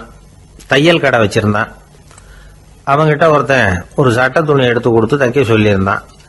வர்ற சனிக்கிழமை வா வந்து வாங்கிட்டு போ அப்படின்னு அவன் சொல்லியிருந்தான். அதே மாதிரி இவன் வந்தான். அவன் தச்சு வச்சிருந்த சட்டையை கொடுத்தான். இவன் வாங்கி அங்கேயே போட்டு பார்த்தான். கை நீளம் ஒன்றுக்கு ஒன்று வித்தியாசமாக இருந்தது. வலது கை இடது பக்கத்தை விட நீளம் குறைச்சலாக இருந்தது. அவன் முணுமுணுக்க ஆரம்பிச்சுட்டான். என்ன இது இப்படி தைச்சுட்டியேன்னு. இதுக்கு அவன் சொன்னான், ஐயையோ இதுக்காகவா சங்கடப்படுறீங்க, வலது கையை மட்டும் கொஞ்சம் உள்ள இழுத்தாப்புல வச்சுக்கிட்டீங்கன்னா சரியா போகுது. மற்றபடி அந்த சட்டையில் உள்ள கலை அம்சத்தை கவனிங்க, எவ்வளோ அற்புதமாக தைச்சிருக்கேன் பாருங்க. ஒரு சின்ன குறைய வந்து இப்படிலாம் பொருட்படுத்த வேண்டியதில்லை. நான் சொன்னது மாதிரி கையை கொஞ்சம் உள்ள இழுத்தது மாதிரி வச்சுக்கிட்டு நடந்து போங்க, ஜோராக இருக்கும் அப்படின்னா.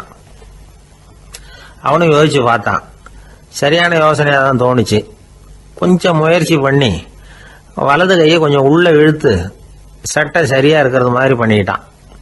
இப்போ மறுபடியும் ஒரு பிரச்சனை.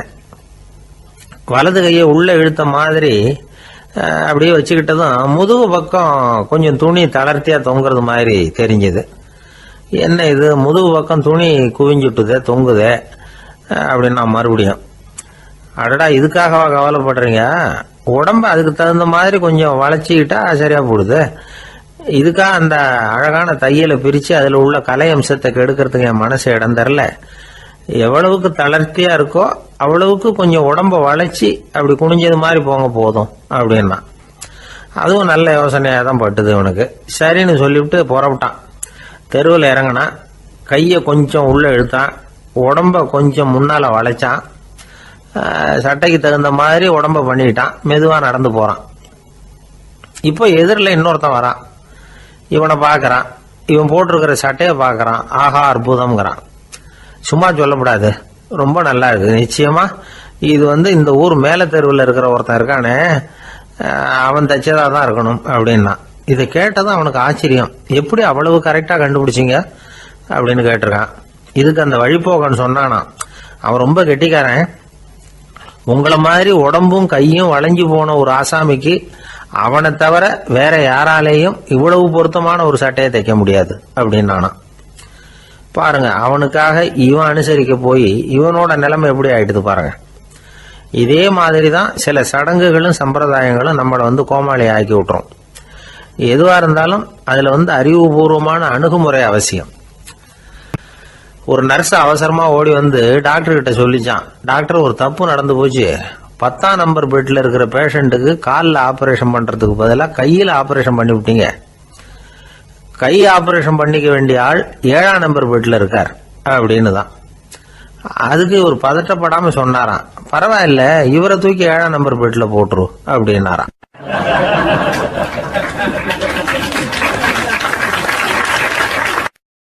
ஒரு ஊர்ல ஒருத்தர் இருந்தார், ரொம்ப நல்லவர்.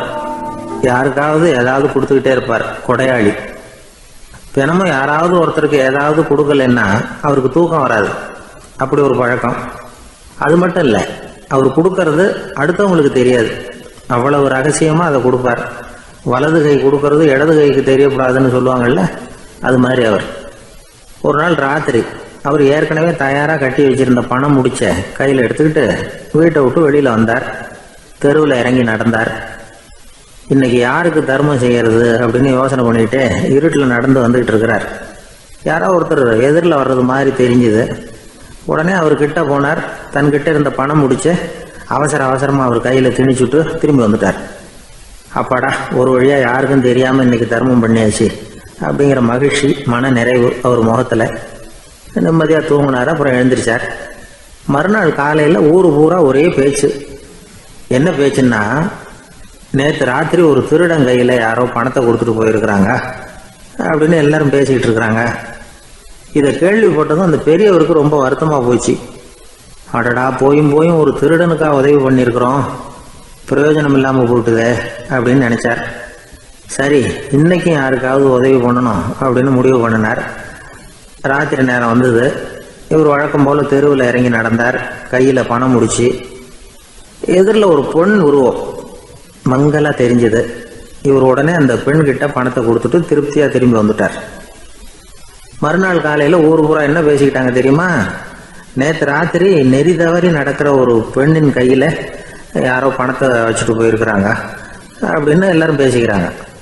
அடடா, இன்னைக்கும் தவறுதலாக நடந்து போச்சு அப்படின்னு ஒரு வருத்தப்பட்டார். இருக்கட்டும், இன்னைக்கும் ஏதாவது தர்மம் பண்ணுவோம் அப்படின்னு நினச்சிக்கிட்டாரு. 3ஆவது நாள் ராத்திரியும் புறப்பட்டார். இப்பவும் எதிரில் ஒருத்தர் வந்தார். இவர் பணத்தை கொடுத்தார், திரும்பி வந்துட்டார். மறுநாள் மக்கள் என்ன பேசிக்கிட்டாங்கன்னா, நேற்று ராத்திரி ஒரு செல்வந்தர் கையில் யாரோ பணத்தை கொடுத்துட்டு போயிருக்கிறாங்க அப்படின்னு பேசிக்கிட்டாங்களாம். அவருக்கு ரொம்ப வருத்தமாக போட்டுது. என்ன இது தினம் இப்படி ஆகிட்டு இருக்குதே அப்படின்னு நினச்சிக்கிட்டே படுத்து தூங்கினார். அன்னைக்கு ராத்திரி ஒரு கனவு. அந்த கனவுல இறைவன் வந்து சொன்னாராம், இதை பாருப்பா, நீ கொடுத்த தர்மம் வீணா போயிடல. உன்கிட்ட பணம் வாங்கின அந்த திருடன் திருந்திட்டான், அந்த பொண்ணும் திருந்திட்டா, அந்த செல்வந்தனும் கொடையாளி ஆயிட்டான், எல்லாருக்கும் உதவி பண்ண ஆரம்பிச்சுட்டான் அப்படின்னு சொன்னாராம். இந்த கதையை சொன்னவர் யாருன்னா நபிகள் நாயகம். இதுல உள்ள கருத்து என்னன்னா, நல்ல மனசோட தர்மம் பண்ணுனா அது வீணா போறதில்லை. இன்னொரு கருத்து, தர்மம் வந்து தன்னை மட்டுமல்ல அடுத்தவங்களையும் தீமையிலிருந்து காப்பாற்றும். இதுதான் நாம புரிஞ்சுக்க வேண்டியது. இந்த காலத்திலையும் இது மாதிரி சில சம்பவங்கள் நடக்கிறது உண்டு. ஒரு பெரியவர் இருட்டில் நடந்து வந்துகிட்டு இருந்தாரு. எதிரில் வந்த ஒருத்தன் வலுக்கட்டாயமா ஒரு கையை பிடிச்சி ஒரு பண முடிப்பை கொடுத்து வச்சுக்க சொல்லிவிட்டு விலகி போயிட்டான். பெரியவருக்கு ஆச்சரியம், இந்த காலத்திலையும் இப்படி வலது கை கொடுக்கறது இடது கைக்கு தெரியக்கூடாதுன்னு நினைக்கிற கொடையாளிகள் உண்டு போல இருக்கு அப்படின்னு யோசனை பண்ணிக்கிட்டே நடந்தார். கொஞ்சம் தூரம் போயிருப்பாரு. அதுக்குள்ள அதே ஆள் திரும்பி வந்தான். கொடுத்த பண முடிப்பை திருப்பி கொடுங்க அப்படின்னு கேட்டு வாங்கிட்டான். இவருக்கு ஒன்றும் புரியல. ஏன் இப்படி பண்றேன்னார். அது ஒன்றும் இல்லைங்க, கொஞ்ச நேரம் இதை உங்ககிட்ட கொடுத்து வச்சிருந்தேன், அவ்வளவுதான் அப்படின்னா. ஏன்னு கேட்டார். என்னை பின்னாடி போலீஸ் தேடிக்கிட்டு வந்துகிட்டு இருக்குது, அதுதான் அப்படி பண்ணேன். இப்போ போயிட்டுது, இனிமே ஒன்றும் பயம் இல்லை அப்படின்னு சொல்லிவிட்டு அவன் பாட்டுக்கு நடந்து போறான்.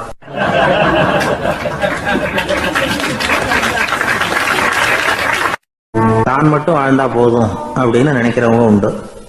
தானும் வாழணும், அடுத்தவங்களும் வாழணும் அப்படின்னு நினைக்கிறவங்களும் உண்டு.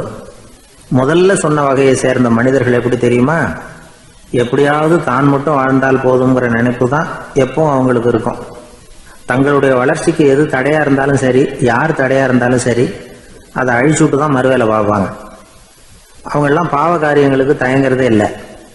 அப்படிப்பட்ட வாழ்க்கை அவங்களுக்கே இடைஞ்சல அமைஞ்சு விடுறது உண்டு. அதை விளக்கறதுக்கு ஒரு கதையும் உண்டு. ஒரு ஊர்ல அப்படிப்பட்ட ஆள் ஒருத்தன் இருந்திருக்கான். நிறைய பாவங்களை செஞ்சவன். அதன் காரணமா நரகப்படுகொழியில விழுந்துட்டான். நரகப்படுகுழிங்கிறது ஒரு பெரிய கிணறு மாதிரி. ஏற்கனவே பாவம் செஞ்சவங்க நிறைய பேர் அதில் விழுந்து கிடக்குறாங்க. உள்ள ஏகப்பட்ட சத்தம், எல்லாம் அந்த பாவாத்மாக்கள் போடுற சத்தம். இப்போ விழுந்தானே இவனும் சத்தம் போட்டான். இவன் போடுற சத்தம் கொஞ்சம் அதிகமாக கேட்டுது. இந்த கிணத்துக்கு பக்கத்தில் புத்தர் உட்கார்ந்துருக்கிறார். அவர் காதில் இவன் போடுற சத்தம் விழுந்தது. உடனே அந்த கிணத்தடிக்கு போனார், குனிஞ்சு பார்த்தார். சாமி என்னை காப்பாத்துங்க அப்படின்னு கத்தனான் இவன். புத்தர் அவனை கொஞ்சம் கவனிச்சு பார்த்தார். மனித சமுதாயத்துக்கு அவன் என்னென்ன கெடுதல் பண்ணியிருக்கிறாங்கிற விவரம்லாம் அவர் மனக்கண்ணில் தெரிஞ்சது. அவருக்கு எல்லாம் புரிஞ்சு போச்சு. இருந்தாலும் அவனை காப்பாத்துறதுக்கு ஏதாவது வழி உண்டா அப்படின்னு யோசிச்சார். அவன் தன்னுடைய வாழ்நாளில் ஏதாவது நல்லது செஞ்சிருக்கானா அப்படின்னு பார்த்தார். ஒரே ஒரு சமயம் அவன் தன்னுடைய காலடியில மிதிபட இருந்த சிலந்தியை மிதிக்காமல் தாண்டி போயிருக்கிறான். இந்த ஒரு காரியத்துக்காக அவனை கரையேற்ற முடியுமா அப்படின்னு நினைச்சார். அவ்வளவுதான். உடனே அவர் கையில ஒரு சிலந்தி வந்து உட்கார்ந்துதான். அதுகிட்ட இருந்து நூல் இழை வெளிவர ஆரம்பிச்சது. அந்த நூல் இழை கிணற்று ஆழம் வரைக்கும் அப்படியே நீண்டுகிட்டே போச்சான். புத்தர் பார்த்தார். இந்த நூலை பிடிச்சிக்கிட்டு மேலே ஏறி வா அப்படின்னார். என்னங்க சொல்றீங்க, இந்த சிலந்தி நூல் என்ன தாங்குமான்னு கத்தனான். எல்லாம் தாங்கும், அதை பிடிச்சிக்கிட்டு ஏறி வா அப்படின்னார். சந்தேகத்தோடவே அவன் அந்த நூல் இழைய பிடிச்சி இழுத்து பார்த்தா ரொம்ப வலுவா இருந்தது. அவனுக்கு ஆச்சரியம். அதை பிடிச்சிக்கிட்டு மெதுவா மேலே ஏறி வர ஆரம்பிச்சுட்டான். பாதி தூரம் ஏறி வந்திருப்பான். அப்போ அவன் காலுக்கு கீழே ஏதோ சத்தம். என்னன்னு குனிஞ்சு பார்க்கறான். கீழே கிடந்தவங்க சில பேரும் அந்த நூலை பிடிச்சி மேலே வந்துகிட்டு இருக்கிறாங்க. இவனுக்கு கோபம் வந்துட்டுது. தன்னுடைய இடுப்புல வச்சிருந்த கத்தியை எடுத்து தன்னுடைய காலுக்கு கீழே நூல் இழையை அப்படியே வெட்டி விட்டுட்டான். இனிமே நாம மட்டும்தான் மேலே ஏறி வந்துடணும் அப்படின்னு நினைச்சுக்கிட்டான். ஆனா நடந்தது என்ன தெரியுமா? மொத்த நூல் இழையும் அப்படியே அருந்து கீழே விழுந்துட்டுது. அவனும் பொத்துன்னு கீழே விழுந்துட்டான். மறுபடியும் கத்த ஆரம்பிச்சுட்டான். ஏற்கனவே அவன் செஞ்சிருந்த ஒரு சிறு கருணை அந்த நூல் இழைக்கு உறுதியை கொடுத்தது. இப்போ அவன் செஞ்ச பாவம் அந்த நூல் இழைய வலுவிழக்க செஞ்சுட்டுது. அடுத்தவங்களும் வாழணுங்கிற எண்ணம் அவனுக்கு இருந்திருந்தா இப்போ அவனும் கரையேறி வந்திருப்பான், மற்றவங்களும் சௌக்கியமா வந்து சேர்ந்திருப்பாங்க. அதனால நாமும் வாழணும், அடுத்தவங்களும் வாழணும் அப்படின்னு நினைக்கிறவன் வாழ்க்கையில சீக்கிரம் முன்னுக்கு வந்துடுவான். ஒருத்தன் ஒரு டாக்டர் கிட்ட போனான், மருந்து வாங்கினான். வாங்கி கொண்டாந்து பேசாம வச்சுட்டான், சாப்பிடல. அப்புறம் எதுக்காகப்பா போய் அவர்கிட்ட மருந்து வாங்கினேன் அப்படின்னு கேட்டாங்க. டாக்டர் வாழணும் இல்லையா, அதனாலதான் அப்படின்னா. அவர் கொடுத்த மருந்தை நீ ஏன் சாப்பிடல அப்புறம் அப்படின்னு கேட்டாங்க. நான் வாழணும் இல்லையா, அதுக்காக தான் அப்படின்னா.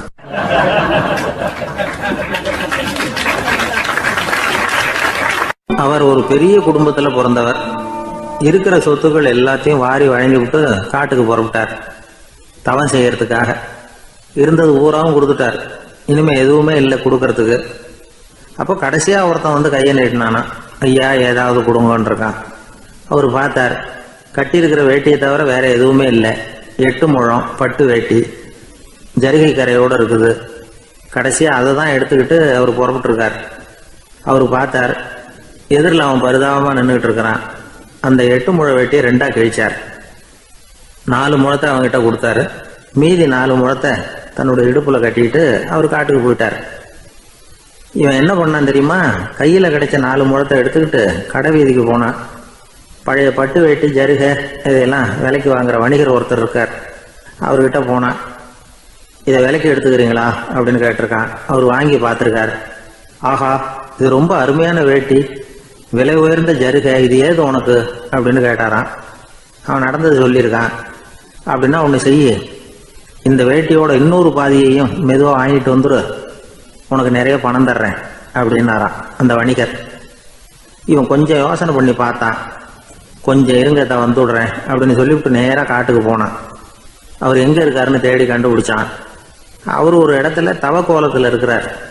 கட்டியிருந்த இடவேட்டியும் அவர் அறியாமல் நழுவி கீழே விழுந்து கிடக்குது. இவனுக்கு ரொம்ப வசதியாக போச்சு. அவரை கேட்க வேண்டிய அவசியமே இல்லை. மெதுவாக சத்தம் போடாமல் அடி மேலே அடி வச்சு நெருங்கினான். அவர் கண்ணை மூடிக்கிட்டு அவர் பாட்டு நின்றுட்டு இருக்கிறார். இவன் மெதுவாக போய் கீழே கிடந்த அந்த துணியை எடுத்துக்கிட்டு சத்தம் போடாமல் திரும்பி நடந்தான். ஒரு 2-3 அடி எடுத்து வச்சிருப்பான். அப்படி ஓட ஆரம்பிக்கிற சமயத்தில் அவன் காலில் கீழே கிடந்த முள்ளு ஒன்று நறுக்குன்னு தச்சு விட்டுது. வலி தாங்க முடியாமல் அம்மான்னு கத்திருக்கான். இந்த சத்தத்தினால கண்ணை மூடி நின்றுகிட்டு இருந்த அவரோட தவம் கலைஞ்சது. மெல்ல கண்ணை திறந்து பார்க்குறார். தன் இடையில இருந்த வேட்டி அவன் கையில் இருக்கு. இப்போ அவர் நினைக்கிறார், என்ன நினைக்கிறாருன்னா, இந்த வேட்டி மீது நான் வைத்த ஆசை அல்லவா அவனை திருடனாக ஆக்கிவிட்டது அப்படின்னு நினைச்சாராம்.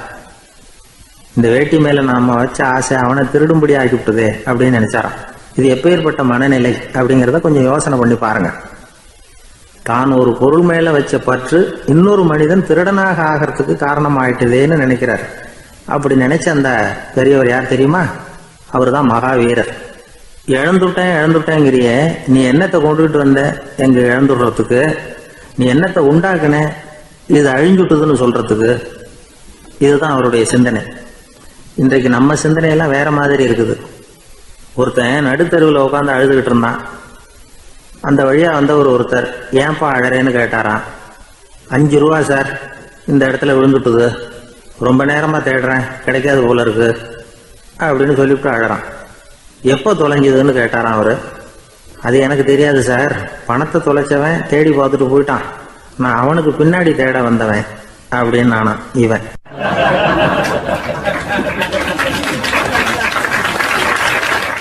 ஒரு ஊர்ல ஒரு ஆள் இருந்தான்.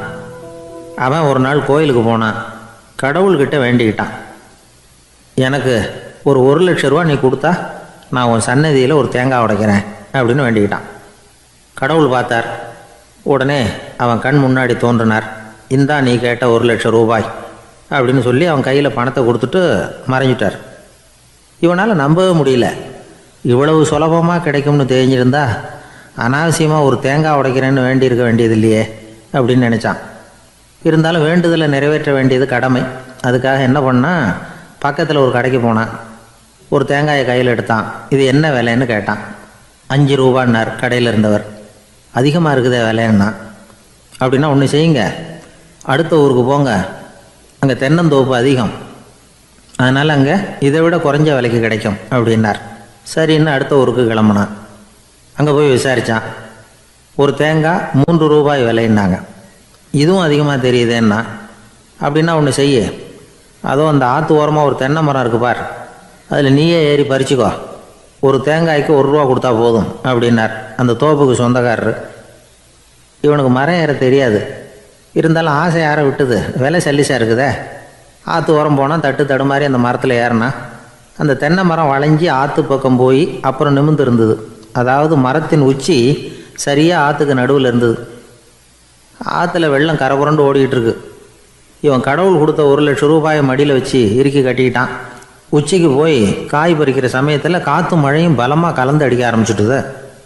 கால் வழுக்கி விட்டுட்டுது. இவன் சடார்னு ஒரு தென்னை மட்டையை பிடிச்சிக்கிட்டு தொங்க ஆரம்பிச்சிட்டான்.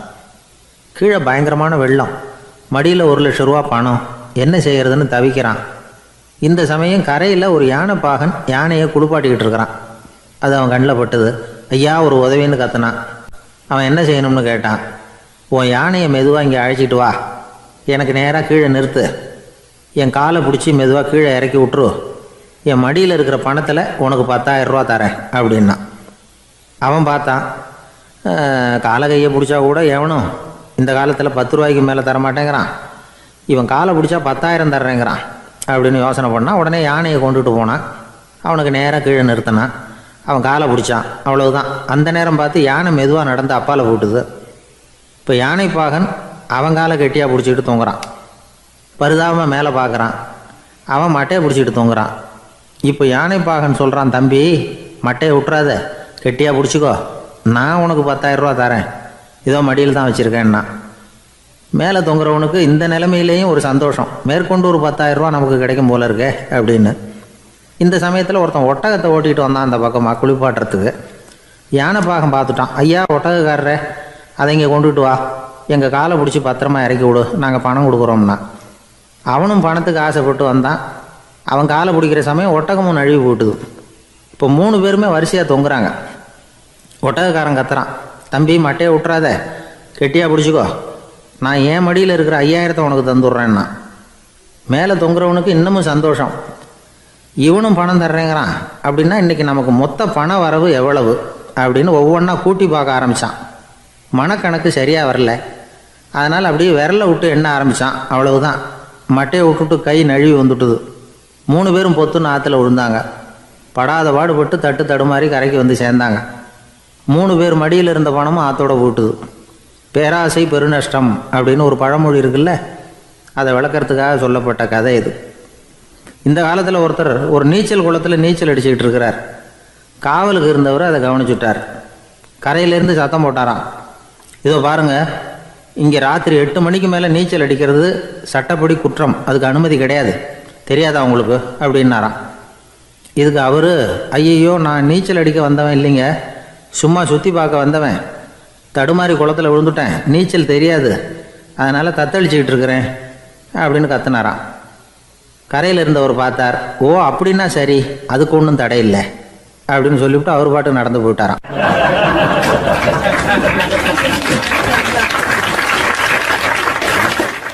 நம்மள மாதிரி ஒரு ஆசாமி அவன் நம்மள மாதிரியே கற்பனை பண்ணான்.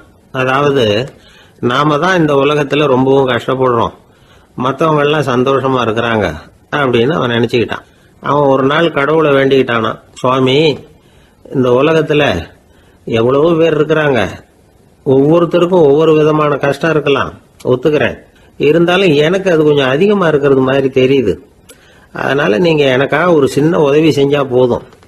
அது வேற ஒண்ணும் இல்லை, என்கிட்ட இருக்கிற துயரங்களை இன்னொருத்தர் யாருகிட்டயாவது கொடுத்துருங்க, அவர்கிட்ட இருக்கிற துயரங்களை என்கிட்ட மாத்தி கொடுத்துருங்க, ஒரு மியூச்சுவல் டிரான்ஸ்ஃபர், அவ்வளவுதான், அப்படி பண்ணிவிட்டா போதும் அப்படின்னு வேண்டிக்கிட்டானான். அன்னைக்கு ராத்திரியே அவன் ஒரு கனவு கண்டிருக்கான். வானத்திலிருந்து ஒரு குரல் கேட்டிருக்கு. அது என்ன சொல்லிச்சு தெரியுமா? ஏ ஜனங்களே, எல்லாரும் அவங்க கஷ்டங்களை ஒரு பையில போட்டு எடுத்துக்குங்க, அப்படி எடுத்துக்கிட்டு நேரா இந்த ஊர் எல்லையில இருக்கிற கோயிலுக்கு வந்து சேருங்க அப்படின்னு அந்த குரல். ஆஹா, கடவுள் நம்ம பிரார்த்தனைக்கு செவி சாய்ச்சுட்டார் அப்படின்னு சந்தோஷப்பட்டான் இவன். உடனே என்ன பண்ணான், தன்கிட்ட இருந்த கஷ்டத்தையெல்லாம் ஒரு சாக்கு பையில போட்டு எடுத்துக்கிட்டான். வீட்டை விட்டு வெளியில வந்தான். தெருவில் இறங்கி நடக்கிறான். அங்க பார்த்தா ஏகப்பட்ட பேர் ஆளுக்கு ஒரு பைய தூக்கிக்கிட்டு கோயிலுக்கு போயிட்டு இருக்கிறாங்க.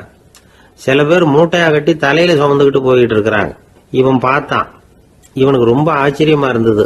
ஏன்னா எல்லாரும் வச்சிருக்கிற பைய இவன் பைய விட பெருசா இருந்தது. இவன் பை தான் இருக்கிறதுலயே கொஞ்சம் சின்னதா தெரிஞ்சது. இப்ப அவன் மறுபடியும் சாமியை வேண்டிக்கிட்டான், கடவுளே, இப்ப உள்ள சூழ்நிலையை கவனிச்சா என்கிட்ட இருக்கிற பைய பரவாயில்லன்னு தோணுது, அதனால வேற பைய எதையும் மாத்த வேணாம், இதுவே பரவாயில்ல, இந்த பையோட திரும்பி வீட்டுக்கு போனா போதும்னு நினைக்கிறேன் அப்படின்னு ஏதோ நினைக்க ஆரம்பிச்சுட்டான் அவன். எல்லாரும் கோயிலுக்கு போய் சேர்ந்தாங்க. கோயில்ல அந்த குரல் மறுபடியும் கேட்டுது. எல்லாரும் அவங்கவுங்க பைகளை சோகத்துல தொங்க விடுங்க, திடீர்னு விளக்குகள் அணையும், மணி அடிக்கப்படும், அதுதான் அடையாளம். அந்த சமயத்துல இருட்டுல உங்களுக்கு வேண்டிய பைய நீங்க மாத்தி எடுத்துக்கலாம், தேர்ந்தெடுத்துக்கலாம். வெளிச்சம் இருக்கிறப்பவே உங்களுக்கு பிடிச்ச பைக்கு பக்கமா பார்த்து நீங்க நின்னுக்கலாம் அப்படின்னு சொல்லி விவரம் சொல்லிச்சான் அந்த குரல். அப்படி சொன்னதுக்கு அப்புறம் திடீர்னு விளக்கு அணைஞ்சுது, மணி அடிச்சுது. கொஞ்ச நேரம் கழிச்சு மறுபடியும் விளக்குகள்லாம் எரிஞ்சுது. இப்போ பார்த்தா எல்லாரும் அவங்கவுங்க பையையே கெட்டியா பிடிச்சிட்டு நிக்கிறாங்க. இவனும் அப்படியே நிக்கிறான். இவன் மெதுவா பக்கத்துல நிக்கிறவங்கிட்ட கேட்டானா, ஏன் நீங்க பைய கையிலேயே வச்சிருக்கிறீங்க, செவுத்துல மாட்டலையா அப்படின்னு கேட்டிருக்கான். இல்லப்பா, நீ ஏன் கையிலேயே வச்சிருக்கிறியோ அதே காரணத்துக்காக தான் நாங்களும் வச்சிருக்கிறோம். நம்ம கவலைகளை பத்தி நமக்கு ஓரளவுக்காவது தெரியும், ஆனா மற்றவங்க கவலைகள் நமக்கு பரிச்சயம் இல்லாதவை, பழக்கம் இல்லாதது. அதனால நமக்கு தெரிஞ்ச கவலைகளை சமாளிக்கிறது சுலபம். தெரியாததை சமாளிக்கணும்னா மறுபடியும் ஆரம்பத்தில இருந்து ஆரம்பிக்கணும். அதனால பழைய நண்பர்களோட வாழறது தான் மேல் அப்படின்னு ஆனான். அதுக்கப்புறம் அவன் தன்னோட பைய போதும்னு வீட்டுக்கு திரும்பி வந்துட்டானான். இது ஒரு பெரியவர் சொல்லி இருக்கிற கதை. அதனால நம்ம கிட்ட இருக்கிற கஷ்டங்கள் தான் பெருசு, அதை இன்னொருத்தங்கிட்ட கொடுத்துட்டு மாத்திக்கலாம் அப்படின்னு நினைக்கிறது தப்பு. இதே மாதிரி இன்னொரு சம்பவம். ஒரு ஊர்ல ஒரு நாள் ராத்திரி ஆகாயத்திலிருந்து கடவுள் குரல் கேக்குது. இந்த ஊர்ல இருக்கிற ஜனங்கள்லாம் கொஞ்சம் கவனிங்க, உங்களுக்கு ஒரு செய்தி.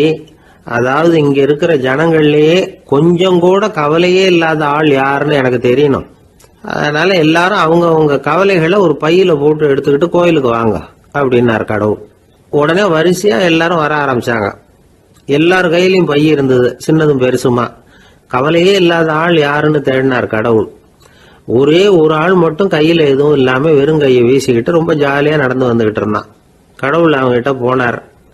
ஏப்பா உனக்கு கவலையே இல்லையா அப்படின்னு கேட்டார். எனக்கும் சில கவலைகள்லாம் உண்டு அப்படின்னு அவன். எங்க அதெல்லாம்னு கேட்டிருக்காரு கடவுள். பின்னாடி லாரியில வந்துகிட்டு இருக்கு அப்படின்னு அவன்.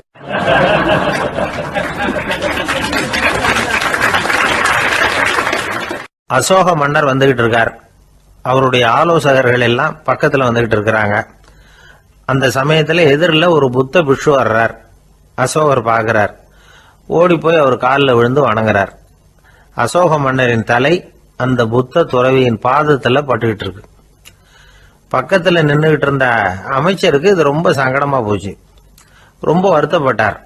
நம்ம அசோக சக்கரவர்த்தி எப்பேற்பட்டவர், அவரோட தலை ஒரு சன்னியாசியின் பாதத்துல படுறதா அப்படின்னு நினைச்சு ரொம்ப கவலைப்பட்டார். அரண்மனைக்கு திரும்பினதும் அமைச்சர் மெதுவா ஆரம்பிச்சார். அரசே, எனக்கு ரொம்ப வருத்தமா இருக்குது அப்படின்னார். எதுக்குன்னார் மன்னர். அசோக சக்கரவர்த்தியின் தலை, அதாவது அந்த சிரம், ரொம்ப மதிப்புமிக்க ஒன்று. அது ஒரு சன்னியாசியின் காலில் படலாமா அப்படின்னார். அசோகர் பதில் சொல்லல, சிரிச்சார், போயிட்டார். அதுக்கப்புறம் ஒரு சரியான சந்தர்ப்பத்துக்காக காத்துக்கிட்டு இருந்தார். ஒரு நாள் அமைச்சரை கூப்பிட்டார். எனக்கு 3 தலைகள் வேணும் அப்படின்னார். சொல்லுங்க, கொண்டுகிட்டு வரேன் அப்படின்னார் அமைச்சர். அசோகர் சொன்னார், முதல்ல எனக்கு தேவையானது ஒரு ஆட்டின் தலை, 2வது ஒரு புலியின் தலை, 3வது ஒரு மனிதனின் தலை. இதுதான் அசோகர் கேட்டது. எங்க இருந்தாலும் கொண்டு வாங்கன்னார். அமைச்சர் புறப்பட்டார். ஆட்டுத்தலை, புலித்தலை கிடைச்சிட்டுது. அப்புறமா ஒரு சுடுகாட்டுக்கு போய் ஒரு மனித தலையும் சேகரம் பண்ணிட்டு ராஜா கிட்ட வந்துட்டார். அரசே, உங்கள் ஆணைப்படி 3 தலைகளையும் கொண்டு வந்திருக்கிறேன்னார். அசோகர் பார்த்தார். ரொம்ப நல்லது, இப்ப இது 3ஐயும் எடுத்துக்கிட்டு போய் சந்தையில வித்துட்டு வாங்க அப்படின்னார். அமைச்சர் அதுகளை எடுத்துக்கிட்டு சந்தைக்கு போனார். முதல்ல ஆட்டுத்தலை நல்ல விலைக்கு வித்து போச்சு. நல்ல விலை கொடுத்து வாங்கிட்டு போட்டாங்க. அடுத்தபடியா புலி தலைய ஒருத்தர் வாங்கிட்டார். அதை பாடம் பண்ணி வீட்டில் மாட்டி வைக்கலாமே அப்படின்னு நினைச்சு அதையும் வாங்கிட்டு போட்டார். மனித தலையை மட்டும் வாங்கறதுக்கு யாரும் முன் வரல. எல்லாரும் அதை பார்த்துட்டு விலைக்கு போக ஆரம்பிச்சாங்க. அமைச்சர் திரும்பி வந்தார். அரசே, இந்த தலையை மட்டும் யாரும் வாங்க மாட்டேங்கிறாங்க அப்படின்னார். சரி, பரவாயில்ல, இதை இலவசமாவே எனாமாவே யாருக்கிட்டையாவது கொடுத்துட்டு வந்துருங்க அப்படின்னார். அமைச்சர் மறுபடியும் சந்தைக்கு போனார். இதை இலவசமா தரேன், இதை வாங்கிக்கோங்க அப்படின்னார். அப்பவும் அதை யாரும் வாங்கிக்கிறதுக்கு தயாரா இல்லை. மறுபடியும் திரும்பி மன்னர்கிட்ட விவரத்தை சொன்னார். இப்போ மன்னர் சொல்றார், அமைச்சரே, உயிர் இருக்கிற வரைக்கும் தான் இந்த தலைக்கு மதிப்பு. ஜீவன் போனதுக்கு அப்புறம் அதோட மதிப்பும் போயிடுது. அதனால மதிப்பு இருக்கும் பொழுதே பெரியவர்கள் பாதம் பணிந்து அந்த புனிதத்தை பெற்றுக்கொள்ளணும் அப்படின்னார். பணிவுங்கிறது வேற, அடிமைத்தனம்ங்கிறது வேற. பெரியவர்களை பணிவது நமக்கு பெருமை தரக்கூடிய விஷயம். இதை மனசுல வச்சுக்கிட்டு எப்போ காலில் விழணும், எப்போ காலில் விழக்கூடாது அப்படிங்கிறத முடிவு பண்ணிக்கணும். ஒரு சாதாரண ஆள் நடந்து வந்துகிட்டு இருந்தார். எதிரில் வந்த ஒரு பெரிய மனுஷன் ஓடி போய் அவர் காலில் விழுந்து தன்னுடைய தலையை அவர் பாதத்தில் கொண்டு போய் வச்சார். கொஞ்ச நேரம் கழிச்சு எழுந்திரிச்சு வந்துட்டார். வந்த பிறகு இவரை கேட்டேன், ஏன் திடீர்னு ஓடி போய் அந்த ஆளு காலில் விழுந்தீங்க அப்படின்னு. அவர் போட்டிருக்கிறது என்னோட காணாம போன செருப்பான்னு கண்டுபிடிக்கிறதுக்காக அப்படி விழுந்தேன் அப்படின்னார்.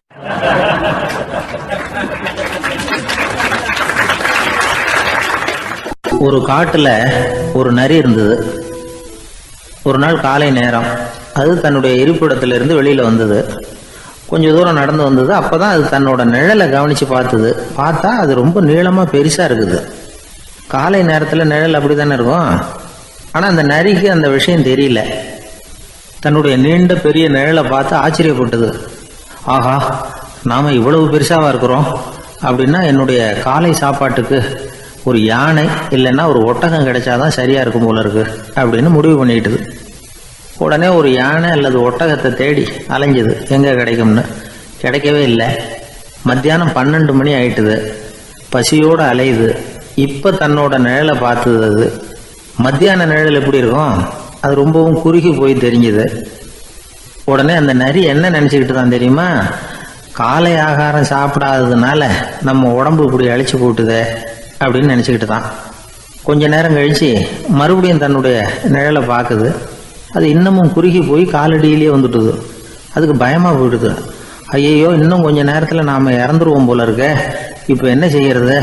இந்த சமயத்தில் ஒரு எறும்பு கிடைச்சா கூட போதும், அதை நம்ம காலை ஆகாரமாக நினச்சி சாப்பிட்டுள்ளாமே அப்படின்னு நினச்சிதான். நம்முடைய நிழல் கூட நம்மளை மாதிரியே தான் அடிக்கடி மாறிக்கிட்டே தான் இருக்குது. அது எப்பவும் ஒரே மாதிரி இருக்கிறது இல்லை. மனிதனுக்கு ஏற்படுகிற தன்முனைப்பு இருக்கு பாருங்க, ஈகோ, அது கூட ஒரு நிழல் மாதிரி தானா. அப்படி நினைக்க ஆரம்பிச்சுட்டா அதனால ஏதும் பிரச்சனை வராதான். தன்முனைப்பை நிழல் போலவே ஏற்றுக்கொள்ளுங்கள் அப்படிங்கிறது பெரியவங்க கருத்து. ஒரு காரியத்தை வெற்றிகரமாக நல்ல விதமாக செஞ்சு முடிக்கிறோம்னு வச்சுக்கோங்க, அந்த சமயத்தில் ஒரு வித நுட்பமான தற்பெருமை நமக்குள்ள உண்டாகுது. இது இயற்கையானது, அதனால இது மேலே பற்று வைக்கக்கூடாது. அப்படி வைக்க ஆரம்பிச்சுட்டா அந்த தற்பெருமை ஒரு நிரந்தர விருந்தாளியாக நம்மகிட்ட தங்கிக்கும். நம்ம நிழல் எப்படின்னு பாருங்க, நாம் நடக்கும் பொழுது நம்ம பின்னாடியே வரும். தன்முனைப்பையும் அப்படியே நினச்சிக்கோங்க. நிழல் யாருக்கும் எந்த பிரச்சனையையும் உண்டாக்குறது இல்லை.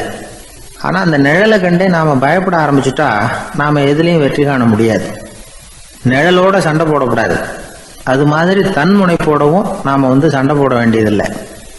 இல்லாத ஒன்றோடு சண்டை போடுறது எப்படின்னா, அது இருட்டோட சண்டை போடுறது மாதிரி. நாம் நிழல் கிடையாது, நம்ம கிட்ட இருக்கிற தன்முனைப்பு ஒரு நிழல். நம்ம நிழலையும் நமக்கு சமமாக பார்க்குறோம் பாருங்க, அங்கே தான் சிக்கலே ஆரம்பம்.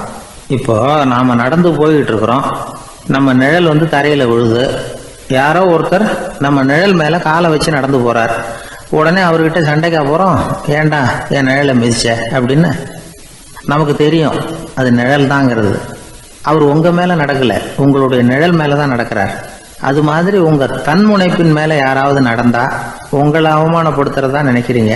காரணம், நாமளும் நம்ம தன்முனைப்பும் ஒன்றுங்கிற நினைப்பு தான் காரணம், மற்றபடி வேற ஒன்றும் கிடையாது. நம்ம நிழல் மேலே நடக்கிறவர் நம்மளை காயப்படுத்துறதில்லை. தன்முனைப்பை வேண்டாத ஒன்றாவும் பார்க்க வேண்டியதில்லை. அது இயற்கை. நிழலை உங்கள் முன்னாடி வைக்க வேணாம், அது உங்கள் பின்னாடியே இருக்கட்டும். நிழலின் நிழலாகி விடாதீர்கள், நீங்கள் நீங்களாகவே இருங்கள்.